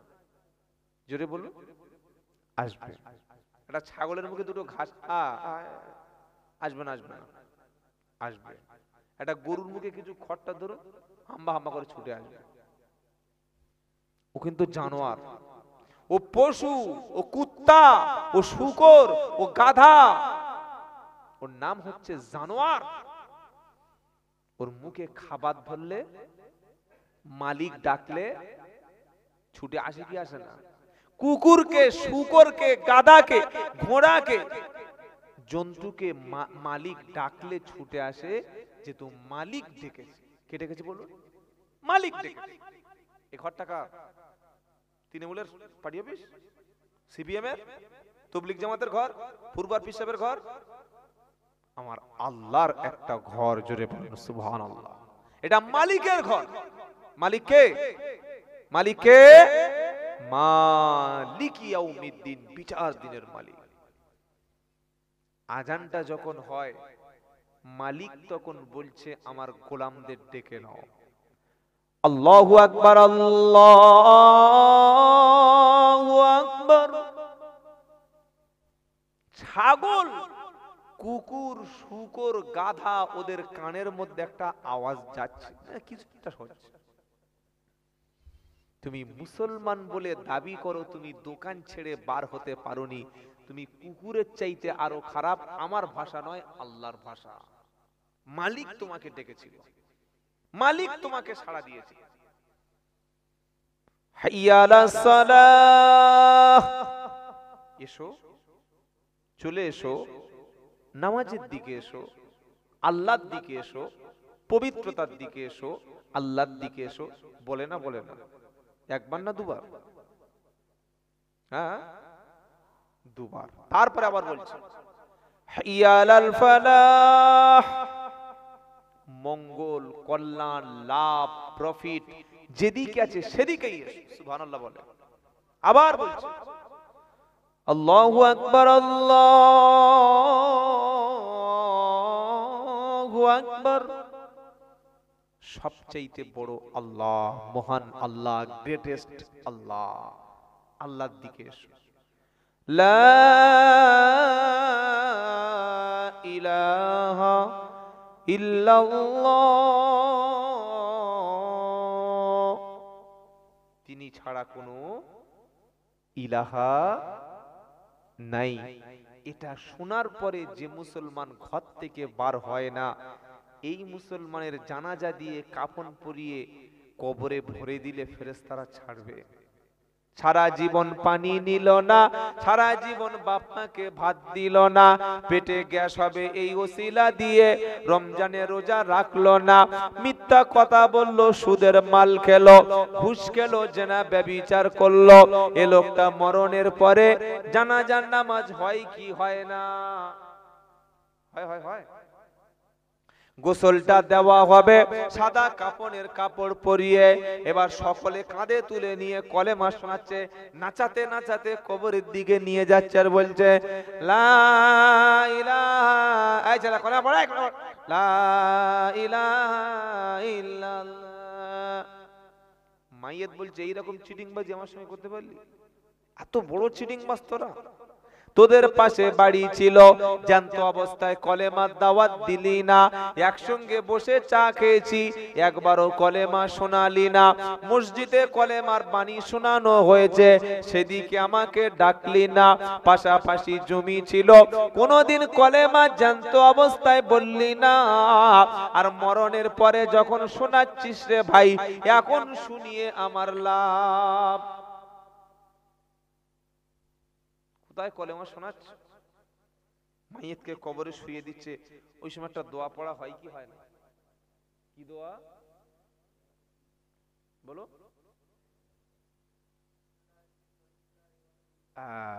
বিসমিল্লাহি ফি সাবিলিল্লাহ ওয়া আলা মিল্লাতি, এই দোয়াটা আপনারা জানেন না? জানেন, কিন্তু ভাবছে কোথাকার মাল কোথায় লাগাই। কাটার মলম যদি চুলকোনায় দেওয়া যায় আর চুলকোনার মলম যদি কাটা দেওয়া হয়, ও তো লাভ হবে, লাভ হবে না? বিসমিল্লাহি ফি সাবিলিল্লাহ ওয়া আলা মিল্লাতি রাসূলিল্লাহ, এই দোয়াটা বলে একটা মুসলমানকে কবরে মাদফুন করা হলো। বাবাজিরা, আল্লাহওয়ালা ভাইরা, একটা লোক নামাজি ছিল, নবীর সুন্নাহ অনুযায়ী চলেছে, মিথ্যা বলেনি, মানুষের ক্ষতি করেনি, আব্বা আম্মার কথা শুনে চলতো, স্ত্রীকে ভালোবাসতো, সন্তানদেরকে মানুষের মতো মানুষ করে রেখে গেছে। এই লোকটার কবরে রাখার সময় বিসমিল্লাহি ফি সাবিলিল্লাহ ওয়া আলা মিল্লাতি রাসূলিল্লাহ, আল্লাহর নামে, আল্লাহর জন্য, রাসূলের দ্বীনের উপরে একে সুপর্দ করে গেলাম। এই কথাটা ওই লোকের জন্য মানায় সারা জীবন গাঁজা খেয়েছে, লটারির টিকিট খেয়েছে, কেটেছে, দাঁড়িয়ে ছাড়া পেশাব করতো না, রমজান মাসে কোনোদিন রোজা করে নাই, এরকম পাকা বেঈমানের জন্য বিসমিল্লাহি ফি সাবিলিল্লাহ ওয়া আলা মিল্লাতি রাসূলিল্লাহ এটা বলে কোনো লাভ হবে না। বলছে বিসমিল্লাহ আল্লাহ নামে, ফি সাবিলিল্লাহ আল্লাহ রাস্তায়, ওয়া আলা মিল্লাতি রাসূলিল্লাহ রাসূলের দ্বীনের উপর রেখে ছেড়ে দিয়ে গেলাম। তো তোমার মুখে বিড়ি ছিল, মুখে গাঁজা ছিল, মুখে কলেমা ছিল না, তোমার একটা টাকা মসজিদ মাদ্রাসায় জীবনে কেউ দান করতে দেখে নাই, তোমাকে জীবনে কেউ সালাম পর্যন্ত দিতে দেখে নাই, তুমি জীবনে কোনো কোরআনের মজলিসে বসনি, মাথায় কোনোদিন টুপি ওঠেনি, আর কাপড় কোনোদিন হাঁটুর নিচে নামেনি, এরকম জলসা মিলাদ মাহফিল তাফসীর কোরআন দাওয়াত তাবলীগের পবিত্র মেহনতের সঙ্গে কোনো দিন তুমি একটা সেকেন্ড সময় দাওনি, তোমার মতো পচা লাশ আল্লাহ রাসূল নিয়ে কি করবে? তোমার পচা লাশটা রাসূল নিয়ে কি করবে? পচা লাশ ফেলে দেবে ফি সাবিলিল্লাহ মিল্লাতে রাসূলিল্লাহ। ছ্যাবলামি করার জায়গা খুঁজে পাচ্ছ না, না পচা লাশ তুমি রাসূলকে দিতে গেছো, পেশাব করে পানি নাও নাই, রাসূল ওই লাশ নাও, রাসূল লাশ নিয়ে কিনে বিক্রি করে খাবে, নাউজুবিল্লাহ। কোনদিন এই দোয়া বেনামাজির জন্য বলবেন না, মদখোরের জন্য এই দোয়া বলে লাভ হবে না, পাকা সুদখোরের জন্য এই দোয়াতে কোনো কাজ হবে না। নামাজ ছিল, কোরআন ছিল, জীবনে হয়তো দুই একটা ভুল টুল করেছে, মাঝে মাঝে হয়তো আল্লাহর কাছে ক্ষমা করে দেবেন, দেবেন কি দেবেন না? মসজিদের শত্রু ছিল, মাদ্রাসার দুশমন ছিল, কোরআন ওয়ালাদের দুশমন, আলেমদের সঙ্গে দুশমনি করেছে, মুসলমান নামটুকু সহ্য করতে পারে না, তার মরণের সময় ফি সাবিলিল্লাহ মিল্লাতে রাসূলিল্লাহ। আল্লাহ আমাদের সবাইকে ফি সাবিলিল্লাহ বুঝে বলার তৌফিক দান করুক, সকলে বলুন আল্লাহুম্মা আমিন। আর বেশি সময় নাই, অল্প দু চারটে কথা বলে বিদায় নেব, কারণ যা পরিস্থিতি সারা রাত শুনিয়ে লাভ হবে না, আর কতক্ষণ আপনারা থাকবেন আমি জানি না, শুধু ধরে বেঁধে আপনাদের কষ্ট দেওয়া হচ্ছে। এই জন্য আবারও স্মরণ করে দিচ্ছি, কিছু করার আগে আলেমদের সঙ্গে মাশওয়ারা করে সিদ্ধান্ত করবেন, জীবনে ঠকতে হবে না।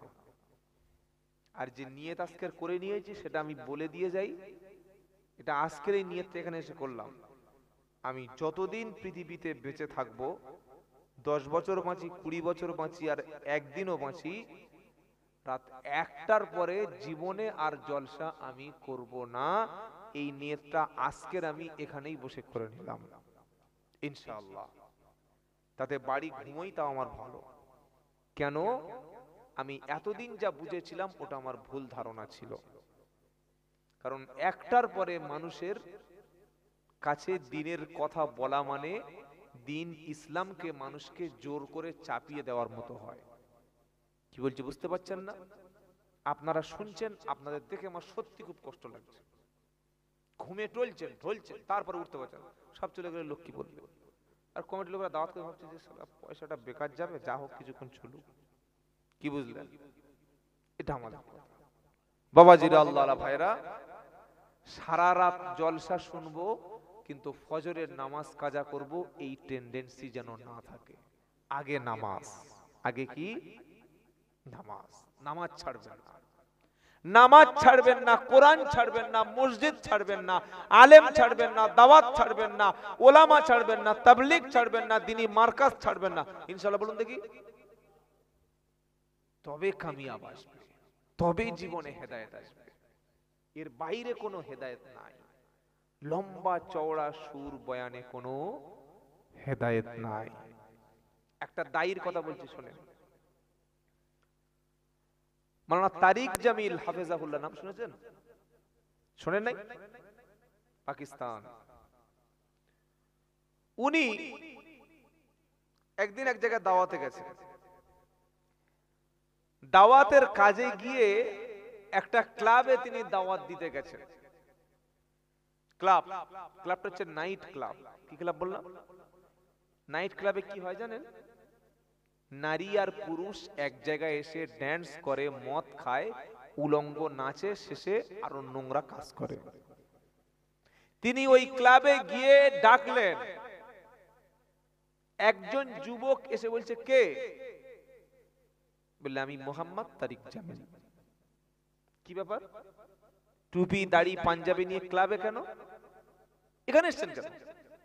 আপনার জায়গা তো মসজিদ, আপনার জায়গা তো মার্কাজ, আপনার জায়গা তো মাদ্রাসা, এখানে কেন? বলে, শোনো, তোমাদের মধ্যে তোমরা কি মুসলমান? একজন বলে, হ্যাঁ আমি মুসলমান। তাহলে শোনো। না না না না, সময় নেই, সময় নেই। ও আল্লাহ আল্লাহ ঝামেলা করছে, আমরা একটু গান বাজনা। বলে, দেখো আমি পাশের মসজিদে এসেছি, 3 দিনের জন্য এসেছি পাশের মসজিদে, বা কিছুক্ষণ থাকবো এখানে, কলেমার দাওয়াত দিতে এসেছি। যদি তোমার হাতে সময় হয়, তুমি আগামীকাল মাগরিব বাদ মসজিদে গিয়ে যে অবস্থায় আছো ওই অবস্থায় বসবে। শুনছেন আপনারা? আবার শুনছেন? আমি জানি এখন আর বক্তব্য কাজ হবে না, সে টাইম পার হয়ে গেছে। যে ছেলেটা গান করছিল, বাজনা করছিল, ড্যান্স করছিল, হাতে মদের বোতল ছিল, নারীর হাত ধরে ফুর্তি করছিল, এনজয় করছিল, ওই ছেলেটি সারা রাত মাতাল হয়ে গান করে সকালবেলা ঘুম থেকে উঠেছে 12:30 1টার সময়। মদের নেশা কেটে গেছে, মাথার কাছে একটা কথা তার মনে উঠেছে যে যদি তুমি মুসলমান হও, সন্ধ্যার পরে মাগরিব বাদ মসজিদে 5 মিনিটের জন্য এসো। কথাটা বলেছিলেন আল্লামা তারিক জামিল হাফিজাহুল্লাহ, বিশ্বের বিখ্যাত একজন দায়ী ইলাল্লাহ। বলুন সুবহানাল্লাহ। সারা জীবন জীবনী শুনেছেন, ঘোড়ার ডিম শুনেছেন, বোতল ফাটানো ঘটনা শুনেছেন, পানির উপর নামাজ পাটি বিছিয়ে নামাজ পড়া শুনেছেন, জঙ্গলে গিয়ে 12 বছর, বললে আমার পীর সাহেব জঙ্গলে গিয়ে 12 বছর ইবাদত করেছে। তো পীর সাহেব 12 বছর জঙ্গলে গিয়েছে, পীর সাহেবের বউটা তখন কি বন্ধক দেয়া ছিল?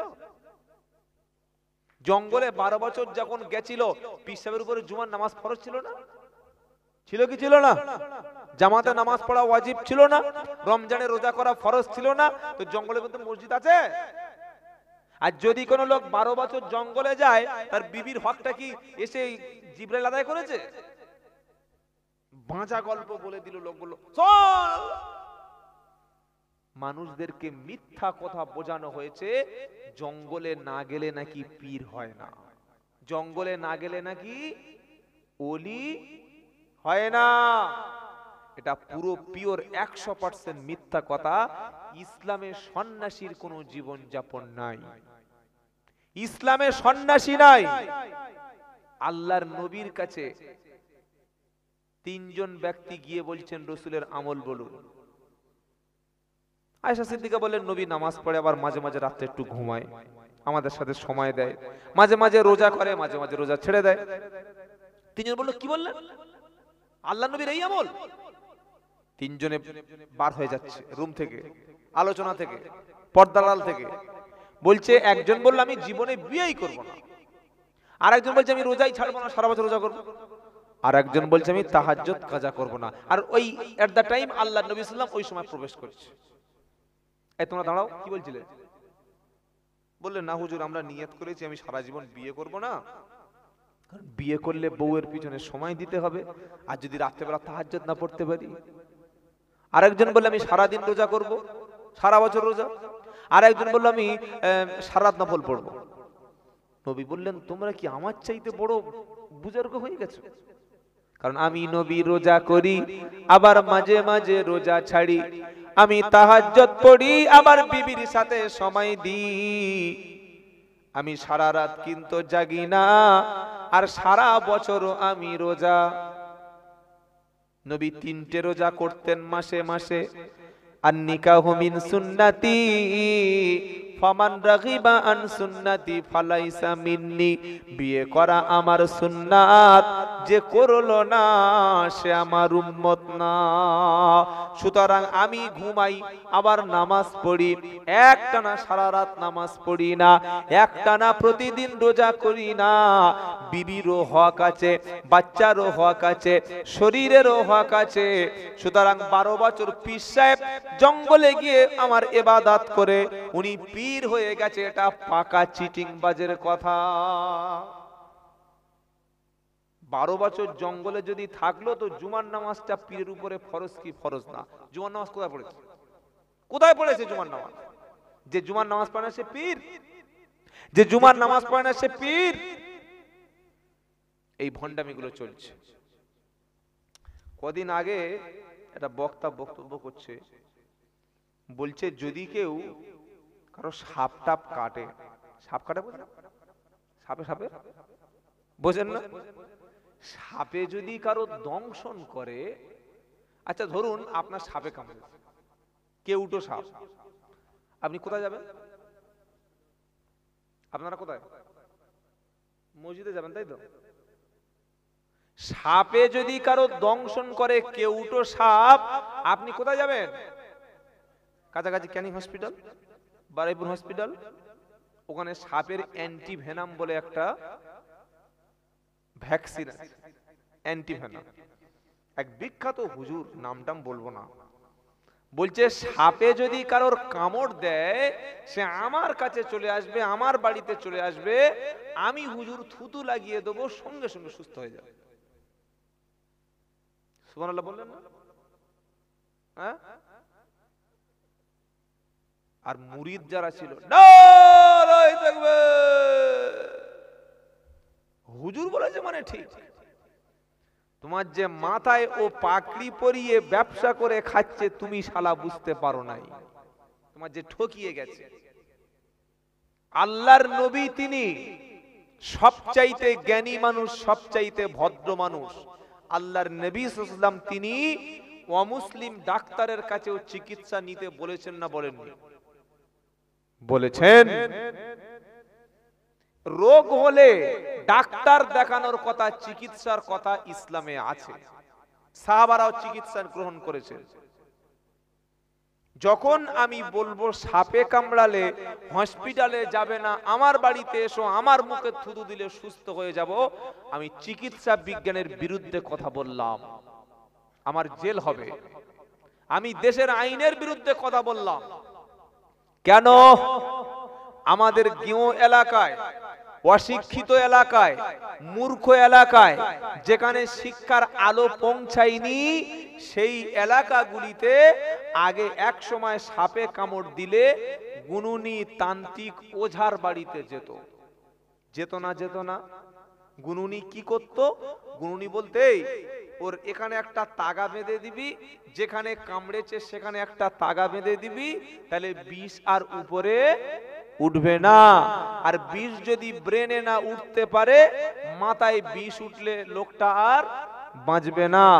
বলুন তো ভাই, যারা পড়াশোনা করেছেন, যদি একজন থাকেন উত্তর দিন, সাপে কামড়ানোর পরে সাপের যে বিষটা, ওটা মানুষের মাংসে প্রবেশ করে নাকি শিরায় রক্তে প্রবেশ করে? রক্তে। রক্তে যখন প্রবেশ করে সাপের বিষটা, তখন রক্ত চলাচল, সিস্টোলিং ডায়াস্টোলিং সিস্টেমটাকে ধ্বংস করে ফেলে। রক্তটা তখন জমাট বেঁধে দেয়। আর ওই রক্তটা গিয়ে যদি হার্ট, বিষটা, সাপের বিষটা যদি গিয়ে হার্টের মধ্যে প্রবেশ করে, হার্ট ব্লক হয়ে যায়। ব্লকেজ হয়ে যাওয়ার পরে লোকটা সঙ্গে সঙ্গে হার্ট অ্যাটাক করে মারা যায়। বিষটা মাথায় ওঠে না হার্টে যায়? হার্টে। রক্তের মধ্যে সঞ্চালন করে। ওই আগেকার তান্ত্রিক যারা ছিল, ভণ্ড মালগুলো, যারা ওই ওঝা টাইপের ছিল, কিংবা দুটো একটা চিটিংবাজ গুনুনি টাইপের টুপি পুপি পরে ভণ্ডামি করত, এখানে আয় বিষ নামিয়ে দেবো, পানি করে দেবো, এই বলে প্রচুর লোক মারা গিয়েছে না যায় নাই? গিয়েছে না যায় নাই? আপনাকে পেপার কাটিং দিতে দেখাতে পারি, প্রচুর মানুষ এই ওঝা তান্ত্রিক এই ভণ্ড গুণুনি এই কিছু হুজুরের কাছে পাল্লায় পড়ে হসপিটালে যাওয়ার কথা দ্রুত না গিয়ে তান্ত্রিক ওঝা গুণুনির বাড়িতে গিয়ে জীবন শেষ করে দিয়েছে, মারা গেছে, মারা গেছে। ইসলাম সমস্ত ধর্মের সম্মান করে, কিন্তু ইসলাম মানবতার প্রবলেম সলভ করে। আপনার সাপে কামড়েছে, চিকিৎসার জন্য দ্রুত কাছাকাছি কোনো হসপিটালে চলে যাবেন। কোনো হুজুর, কোনো গুণুনি, কোনো তান্ত্রিক, কোনো ওঝার বাড়িতে গিয়ে বাবা ঝাড়িয়ে দাও, তার আগে দেখবেন বিষ হাটে পৌঁছে গিয়ে শেষ হয়ে গেছেন। দ্রুত যদি হসপিটালে কাউকে নিয়ে যেতে পারেন, ইনশাআল্লাহ আপনার হায়াত যদি আল্লাহ রেখে দেয় সুস্থ হয়ে যাবেন। বলুন সুবহানাল্লাহ। যারা এই কথাগুলো বলছে যে আমার থুতু লালা লাগালে সঙ্গে সঙ্গে বিষ পানি হয়ে যাবে, সুস্থ হয়ে যাবে, তার কাছে যদি একটা সাপ ছেড়ে দেয়া হয়, বলুন তো কেমন হবে? আগে দেখি তোমার ইমানটা, তারপরে লোকের দেখবো। এই কথাগুলো ইহুদি খ্রিস্টানরা নাস্তিকরা নিয়ে পৃথিবীতে সব জায়গায় ছড়াচ্ছে। দেখেছো? মোল্লাগুলো বিজ্ঞান বিরোধী, ইসলামটা সম্পূর্ণ বিজ্ঞান বিরোধী ধর্ম। এই জলসার কথায় যে ইউটিউবের চ্যানেলগুলো যা রেকর্ড করছে, এটা শুধু মানুষের মধ্যে মুসলমানরা দেখে না, সারা পৃথিবীর লোক দেখে, হিন্দু দেখে, খ্রিস্টান দেখে, সব দলের লোক দেখে। তাহলে আমি অবৈজ্ঞানিক কেন এমন একটা কথা বলবো যে কথাটা ইসলাম ধর্মটাকে হাসির পাত্র হবে? গালাগালি করছে মুসলমানদের। দেখেছো, এরা বিজ্ঞান বিরোধী, এরা মানবতা বিরোধী। ইসলামে কোনোদিন বলা হয় নাই যে সাপে কামড়ে তুমি থুতু দিয়ে সুস্থ করবে। কোনো হাদিস, কোনো কোরআনে কোথাও বলা হয় নাই। তবে হ্যাঁ, ফালাক আর নাস এই দুটো সূরা আল্লাহ ঝাড়ফুঁক করতে বলেছে অসুস্থ মানুষের জন্য। বলুন সুবহানাল্লাহ।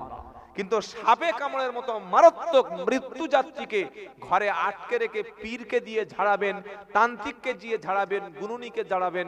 যদি কোনো পীর, যদি কোনো ওঝা বা যদি কোনো গুণুনি বলে থাকে আমার বাড়িতে থুতু এনে দাও, আমি থুতু দিলে সাপের বিষ পানি করে দেব, আগে তোর লুঙ্গির ভিতরটা ছেড়ে দিয়ে দেখছি, তুই আগে নিজে বাঁচিস কি দেখ, তারপরে দেখবো। কি বলছি বুঝতে পারছেন না? এই সমস্ত ভণ্ডামি কথাবার্তার খপ্পরে জীবনে পড়ে আপনার ঈমান আর জানটা কোনোদিন হারাবেন না, মাথায় রেখে দেবেন। আল্লাহ হেফাজত করুক সকলে, যেমন আল্লাহুম্মা আমিন। তারিক জামিল বলেছিলেন, বাবা কাল সন্ধ্যাবেলা যেও। যে লোকটা গেছে মাগরিবের পরে, ওই লোকটার নাম ছিল জুনায়েদ জামশেদ। কে সেই লোকটা? এক সময় ছিল পপ স্টার, গায়ক। পরদিন মাগরিবের নামাজের পরে কোরআনের মজলিসে, দাওয়াতের মজলিসে গিয়ে বসলেন। বলুন সুবহানাল্লাহ। আর যার মনের মধ্যে সামান্য ঈমান আছে, কোরআন শুনলে আল্লাহ বলছেন তার ঈমান বেড়ে যায়। জোরে বলবেন না? ইন্নামাল মুমিনুনাল্লাযীনা ইযা যুকিরাল্লাহু ওয়াজিলাত কুলুবুহুম ওয়া ইযা তুলিয়াত আলাইহিম আয়াতুহু যাদাতুহুম ঈমানা ওয়া আলা রাব্বিহিম ইয়াতাওয়াক্কালুন। আমার আল্লাহ বলছেন মুমিন তারা আল্লাহর কথা শুনলে অন্তর যখন ফেটে যায়, আর কোরআন শুনলে ঈমান যখন আল্লাহর উপরে বেড়ে যায়, আল্লাহর উপরে ভরসা করে, নামাজ কাজা করে না, দান করে আল্লাহর রাস্তায়, এরা হলো খাঁটি ঈমানদার। তারিক জামিল যখন বলল মাগরিবের পরে মসজিদে তুমি আসবে, যে লোকটা গান করে, পপ স্টার, বিশাল বড় একজন গায়ক, একটা গানে লক্ষ লক্ষ লক্ষ লক্ষ টাকা, একটা রাতের ইনকাম হলো 10 থেকে 20 লাখ টাকা। সারা রাত মদ পান করে সকাল 12টার সময় ঘুমবে। তারিক জামিলের কাছে সকালবেলা গেল, মাগরিবের নামাজের পরে গেল, ছোট্ট ছোট্ট বায়ান কথা, আখিরাতকে সামনে রেখে জাহান্নামের আলোচনা, জান্নাতের কথা যখন ডক্টর তারিক জামিলের মুখ থেকে শুনলো, ওই পপ স্টার যার নাম হলো জুনায়েদ জামশেদ, সেদিন তারিক জামিলের হাতে তওবা করে গান বাজনা ছেড়ে দেওয়ার সিদ্ধান্ত নিল। ইউটিউবে সার্চ করুন এখন বসে, জুনায়েদ জামশেদ মারবেন, তার গানও পাবেন, আবার গজলও পাবেন। বলছে কি ধরনের একটা বক্তা? কারণ নাম দিয়ে সার্চ করলে, যেমন আমার মতো একটা গুনাহগার, ছোট্ট নালায়েক, অযোগ্য ব্যক্তি, নাম দিয়ে সার্চ করলে অনেকে সার্চ করে খুঁজে খুঁজে দেখে বক্তব্য আছে। আচ্ছা, তার বক্তব্যের পরে যদি আমার একটা হিন্দি ডান্স দেখে গান করছি, এটা কেমন লাগবে? কেমন লাগবে? এই শালা চিটিংবাজ মাল তো। হ্যাঁ, এখানে জলসা করছে আর কোথায় কি আবার গান করেছে? চিটিংবাজ বলবেন কি বলবেন না? আপনি জুনায়েদ জামশেদ সার্চ করুন ইউটিউবে, তার কিছু স্পেশাল গান পাবেন, ড্যান্স পাবেন, বাজনা পাবেন, আবার কিছু নাতে রসুল পাবেন। ব্যাপারটা কি ব্যাপার?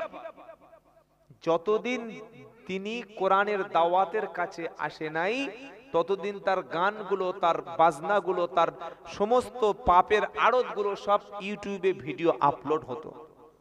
যেদিন তিনি মসজিদে কোরআনের দাওয়াতের সাথীদের সাথে আলেমদের মজলিসে বসলেন, সেদিন তওবা করে নিলেন, আর জীবনে কখনো গানের মজলিস করব না, এবং খালিস নিয়তে তওবা করলেন, ছেড়ে দিলেন। এক সময় নামাজ ধরলেন, আল্লাহ রাস্তায় বার হয়ে গেলেন, কোরআন শিখে আসলেন, দাড়ি রাখলেন, মাথায় টুপি পরলেন, হাঁটুর নিচে জামা পরলেন, সুন্নাহ অনুযায়ী চললেন। লাখ লাখ টাকা ইনকাম যার একটা গানে, পাকিস্তানের pop star, lakh lakh follower, একটা গান করলে 20 লাখ, 30 লাখ, 40 লাখ টাকা। কি বলছি বুঝতে পারছেন না? এক সময় সংসারে অভাব হলো, খাওয়া হচ্ছে না, গাড়ি বাড়ি দোকানপাট সব কিছু চলে গেল। আরে ইনকাম না থাকলে চলবে কি করে? তারিক জামিলকে বললেন, হযরত, আমি তো তওবা করে ফিরে এসেছি আল্লাহ রাস্তায়, এখন আমার গানের ব্যবসাটা তো বন্ধ হয়ে গেছে, আমি তো খেতেই পাচ্ছি না। তিনি বললেন, রিস্কের মালিক কে? জোরে বলুন। এই জীবনতলার পারগাতির মুসলমানেরা, আজ থেকে নিয়ত করুন, জীবনে যদি হারাম উপার্জন থাকে, হারাম কোনো ব্যবসা থাকে, হারাম কোনো আয় থাকে, ওটাকে আল্লাহর ভয়ে যদি ছেড়ে দিতে পারেন, ইনশাআল্লাহ আল্লাহ আপনাকে একটা হালাল রুজির ব্যবস্থা করে দেবেন, ইনশাআল্লাহ। বলি ইনশাআল্লাহ। যদি কেউ কোনো হারাম ইনকামের দিকে যুক্ত হয়ে থাকেন, তওবা করে ছেড়ে দিন, আল্লাহ আপনাকে একটা হালাল রুজির ব্যবস্থা করে দেবে, বলুন সুবহানাল্লাহ। তারিক জামিল বললেন, তুমি ব্যবসা করো, ব্যবসা হালাল, ব্যবসা করো, আল্লাহ বরকত দেবে। তিনি কাপড় কিনে, কাপড় বাজার থেকে কিনে কিনে এনে আর মাল বিভিন্ন বাজারে সাপ্লাই করতে লাগলেন। আলহামদুলিল্লাহ বলবেন না? তো একদিন কাপড় কিনলেন কয়েক লাখ টাকার, কিনে ব্যবসার টাকা ধার করে নিয়ে বন্ধুদের কাছ থেকে, কাপড়ের মালিক বা কাপড়ের কোম্পানি যে সাইজের মাল করতে বলেছিলেন আরো 2 ইঞ্চি ছোট করে দিলেন। আচ্ছা, আপনি পাঞ্জাবি করতে দিয়েছেন ঈদের দিনে, হাতটা এই পর্যন্ত, এর মধ্যে করে দিলে নেবেন? হ্যাঁ, ঝুল বলেছেন 42, করে দিয়েছেন 38, নেবেন? এই টাকা ফেরত দিয়ে চামড়া তুলে নেব, আর অরিজিনাল কাপড়টাতে। জুনায়েদ জামশেদ বলছে, যখন পিসটা ছোটই করে ফেললাম, একটা অন্য ডিজাইন হয়ে গেল, আমি তো এত লক্ষ টাকা ইনভেস্ট সব বেকার হয়ে যাবে, কি করব? তিনি অন্য একটা কোম্পানির সঙ্গে যোগাযোগ করলেন, আর সেই কোম্পানি বলল, এই সাইজের এই ডিজাইনের মাল আমার কয়েক লক্ষ লাগবে। আলহামদুলিল্লাহ বলবেন না? যা ব্যবসা নিয়েছিল টাকা, তার 4 গুণ লাভ হলো, আবার তিনি আল্লাহ রাস্তায় বার হয়ে গেলেন। আলহামদুলিল্লাহ বলেন। এরপরে যতদিন তিনি বেঁচে ছিলেন, প্রিয় রাসূলের নামে, কোরআনের পক্ষে, দ্বীনের পক্ষে, ইসলামের পক্ষে তিনি নাত, তিনি গজল, তিনি হাম পড়তেন। জোরে বলুন সুবহানাল্লাহ। 2016 সালের দিকে সম্ভবত প্লেনে করে তিনি যাচ্ছিলেন, প্লেন ক্র্যাশ হয়ে প্লেন সবাই পুড়ে গেল। এই তওবাকারী ব্যক্তি জুনায়েদ জামশেদ রাহমাহুল্লাহ, তিনি ওই প্লেনে ছিলেন, একদম পুরো জ্বলে ছাই হয়ে গেল। আর তারিক জামিল হাফেজাহুল্লাহ এই মহান ব্যক্তির জানাজা পড়িয়ে আল্লাহর কাছে কেঁদে দোয়া করেছিলেন, বলুন সুবহানাল্লাহ। তো তিনি যে গজল লিখতেন বা গজল বলতেন, তার একটা আমি ছোট করে শোনাচ্ছি। হে রাসূল, বুঝি না আমি, রেখেছো হৃদয়ে তুমি আপন করে। হে রাসূল, বুঝি না আমি, রেখেছো হৃদয়ে তুমি আপন করে। জোরে বলুন না সুবহানাল্লাহ। তিনি উর্দুভাষী ছিলেন। অনেকে বলবেন সালা চিটিংবাজি করা জায়গা না, টাইম পাস করছে ঘটনা বলে। আল্লাহর কসম করে বলছি, একটা মানুষ কোরআনের মজলিসে, দাওয়াতের মজলিসে মিশে কিভাবে পরিবর্তন হয়ে লোকটা জান্নাতের সওয়ার হয়ে গেল, এটা আমাদের জন্য শিক্ষার বস্তু আছে না নাই? আছে, আছে। এবার বলুন ভাই, তারিক জামিল সেদিন যে লম্বা চওড়া খুব কানে হাত দিয়ে চিল্লে সুদ দিয়ে বক্তব্য করে মাত করে দিয়েছিলেন, দেননি। তিনি নাইট ক্লাবে এসে একটাই মাত্র মেসেজ দিয়ে গিয়েছিলেন, মাগরিবের পরে কিছু কথা আলোচনা হবে, তুমি মুসলমান যদি হয়ে থাকো মাগরিবের পরে কাছে মসজিদে এসো, দেখা হবে। কি বললাম মনে থাকবে ইনশাআল্লাহ? যে তুমি মুসলমানের ছেলে যদি হয়ে থাকো, কাছে মসজিদ আছে, মাগরিবের পরে এসো, আলোচনা শোনো, ওখানে দেখা হবে। এই একটাই কথায় তার জীবন পরিবর্তন করে দিয়েছিল, বলুন সুবহানাল্লাহ। সেজন্য হেদায়েতের জন্য সারা রাত ভো ভো করে শুনে টান দিয়ে লাভ নাই। যদি একটা কথা নিজের জীবনে আমল করতে পারি, ওটাই হলো কামিয়াব। জোরে বলুন সুবহানাল্লাহ। আর বেশি কথা বলবো না। কি হুজুর আছে নিয়ে আসেন, আর আমার ভালো লাগছে না, কষ্ট হয়ে যাচ্ছে খুব। কাল সকালে আমার দিনাজপুর যেতে হবে, প্রায় 10 ঘন্টা রাস্তা আছে। বাবাজিরা, আল্লাহ ভাইরা, তো রোজা সম্পর্কে একটা দুটো কথা বলি। আল্লাহ পাক বলছেন, ফামান শাহিদা মিনকুমুশ শাহরা ফালইয়াসুমহু ফামান কানা মারিদান আও আলা সাফারিন ফাইদ্দাতুম মিন আইয়ামিন উখর। তোমাদের মধ্যে যদি কোনো ব্যক্তি অসুস্থ হয়, কত অসুস্থ, পেটে গ্যাস, মাথা যন্ত্রণা, জ্বর, এদের জন্য রোজা ছাড় নাই। এমন অসুস্থ, এমন রোগী, আর জীবনে সুস্থ হওয়ার কোনো রাস্তাই নাই। ডাক্তার বলে দিয়েছে তুমি সুস্থ হবে না, তোমার বেঁচে থাকার জন্য খেতে হবে, পানি পান করতে হবে। এই রকম সিচুয়েশন যদি হয়, তাহলে তার জন্য রমজানের রোজা ছাড় দিয়ে সুস্থ হওয়া পর্যন্ত আল্লাহ তাকে ছাড় দিয়ে রেখেছেন, বলুন সুবহানাল্লাহ।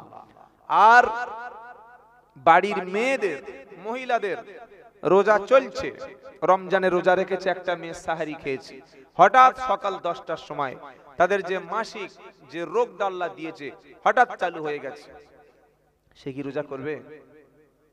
কি করবে তাহলে? সঙ্গে সঙ্গে খেয়ে ফেলবে? না, তিনি রোজাকে ছেড়ে দেওয়ার নিয়ত করবেন। আর যে রোজাগুলো তার নষ্ট হয়ে যাচ্ছে, যেগুলো করতে পারছে না, রমজানের পরবর্তী সময় সেই ব্যক্তি করে দেবে, বলুন সুবহানাল্লাহ। তবে এমন অসুস্থ যদি কোনো ব্যক্তি হয়ে যায় যে আর জীবনে কোনোদিন সুস্থ হওয়ার উপায় নাই, ডাক্তার দেখিয়ে চিকিৎসা নিয়ে হয় না, সেই ব্যক্তির জন্য আল্লাহ বলছেন, ফিদিয়াতুন তুআমু মিসকিন। রমজানে রোজা করার যদি শক্তি হারিয়ে ফেলে, রোজার পরে যদি সুস্থ হওয়ার মতো আর উপায় না থাকে, একটা রোজার পরিবর্তে একটা করে মিসকিনের খাবার দিতে হবে। কি বললাম বুঝতে পেরেছেন না? একটা রোজার পরিবর্তে একটা মিসকিনকে খাওয়াবে। মনে থাকবে ইনশাআল্লাহ। 3 নম্বর হলো, রমজান শুরু হলে আমরা তারাবির নামাজটা যেন জামাতে গিয়ে আদায় করি। 20 রাকাত তারাবি আমরা পড়ি, এটাই পড়বো, বলুন ইনশাআল্লাহ। ইনশাআল্লাহ বলেন। এবং রমজান মাসে 5 ওয়াক্ত নামাজ জামাত সহকারে আদায় করবেন। দিনের বেলা রোজা রেখে গীবত, পরনিন্দা, পরচর্চা এগুলো করবেন না। যখন সময় পাবেন রোজা রেখে হাক্কানি আলেমদের সোহবতে একটু বসবেন, বলুন ইনশাআল্লাহ। মসজিদের ইমাম সাহেবের কাছে বসবেন। আপনার পাড়ায় একটা ছেলে মাদ্রাসা থেকে পড়ে বাড়ি ফিরেছে, সে কোরআনের হাফেজ, সে আলেম। কোন আলেম কোন দলের দেখার দরকার নাই, তিনি একটা আলেম, তিনি একটা ছাত্র। আপনি কোরআন জানেন না, কোরআন পড়তে পারেন নাই, রমজান মাসে একটা মাস কোন তালেবুল ইলমের কাছে, কোন মাদ্রাসার ছাত্রের কাছে বসে অথবা আলেমের কাছে বসে সহি শুদ্ধভাবে কোরআনটা শিখে নেবেন, বলুন ইনশাআল্লাহ। জোরে বলুন ইনশাআল্লাহ। আর রমজান মাসে আমাদের এলাকাগুলিতে যেভাবে মাইকে ভণ্ডামি করা হয়, এটা শরিয়াত না, এটা জায়েজ কাজ না। কি রকম? সাহারি শেষ হবে 4:20, আর মসজিদে মাইকে ডাকছে কটা থেকে? কটা থেকে? 2:30, 2টো থেকে ঠেলে উঠে, উঠে পড়ুন, উঠে পড়ুন, সেহরি খান, উঠে পড়ুন। তোমার ঘাড়ে উঠে পড়বো নাকি? হ্যাঁ, 4:20 সাহারি শেষ, 2টো থেকে। কে তো ডাকতে বলে 2টো থেকে? কে তোর বলেছে দায়িত্ব দিয়ে মসজিদে ডাকতে বলে? 40 মিনিট 50 মিনিট আগে যদি একবার মাইকে বলে দেওয়া, মাইকে বলবে না কেন? বললো একবার দুবার ঠিক আছে। প্রত্যেকের বাড়ি মোবাইল আছে না নাই? আছে না? একজন বলুন যে আমার বাড়িতে মোবাইল নেই, বলুন আমি এটা মোবাইল দিয়ে দেবো, বলুন। কার বাড়ি নেই? শালা ফকিরের ঝোলায় 2টো করে মোবাইল লেখছে, ফকির। মোবাইল নাই মানে? তো আপনি যদি মোবাইলে অ্যালার্ম দিয়ে রাখেন 1 ঘন্টা, আমি তো উঠে পড়তে পারি। কেন ভোরের বেলা এত ডিস্টার্ব করবেন না? তার কারণ হলো সাহারির সময় কিছু মানুষ যারা তাহাজ্জুদ পড়ে, কিছু মানুষ কোরআন পড়ে, কিছু মানুষ অসুস্থ, তারা ঘুমায়, বাচ্চাদের ঘুমটা জরুরি। আপনি ওই সময় উঠে তাকে ডিস্টার্ব করছেন, এই অনুমতি আপনার কে দিয়েছে? হ্যাঁ, ডাকার প্রয়োজন, 1 ঘন্টা আগে, 40 মিনিট আগে একবার দুবার ডেকে দিলেন, উঠে লোক সাহারি খেলো, এটা অসুবিধা নাই। কিন্তু ওই যে গজল শুরু করলো, ওই যে ওয়াজ নসিহত শুরু করলো, এখন 1.5 ঘন্টা চলেই গেল, এটা মানুষকে কষ্ট দেওয়া হয় কি হয় না? কথাগুলো ভাববেন।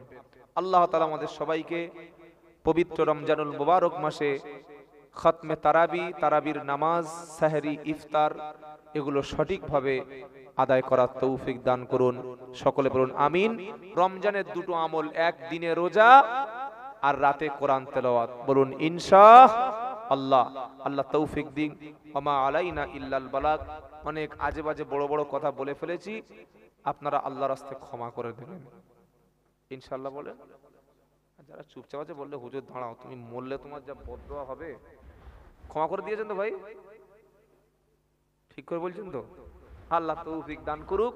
আর যে কথাগুলো মাশওয়ারা হিসাবে বললাম, কথাগুলো একটু ভাববেন। হযরত এসেছেন, বয়স্ক মানুষ, প্রবীণ আলেম, যদি খুব প্রয়োজন না হয় উঠবেন না। কি করবেন? ধরা পড়ে গেছেন, আর উনি মানুষটা যাবে কোথায়? ফজর পর্যন্ত আর কয়েক ঘন্টা, 1-1.5 ঘন্টার মধ্যে আজান হবে, নামাজ আদায় করে যাবেন ইনশাআল্লাহ। আসসালামু আলাইকুম ওয়া রাহমাতুল্লাহ।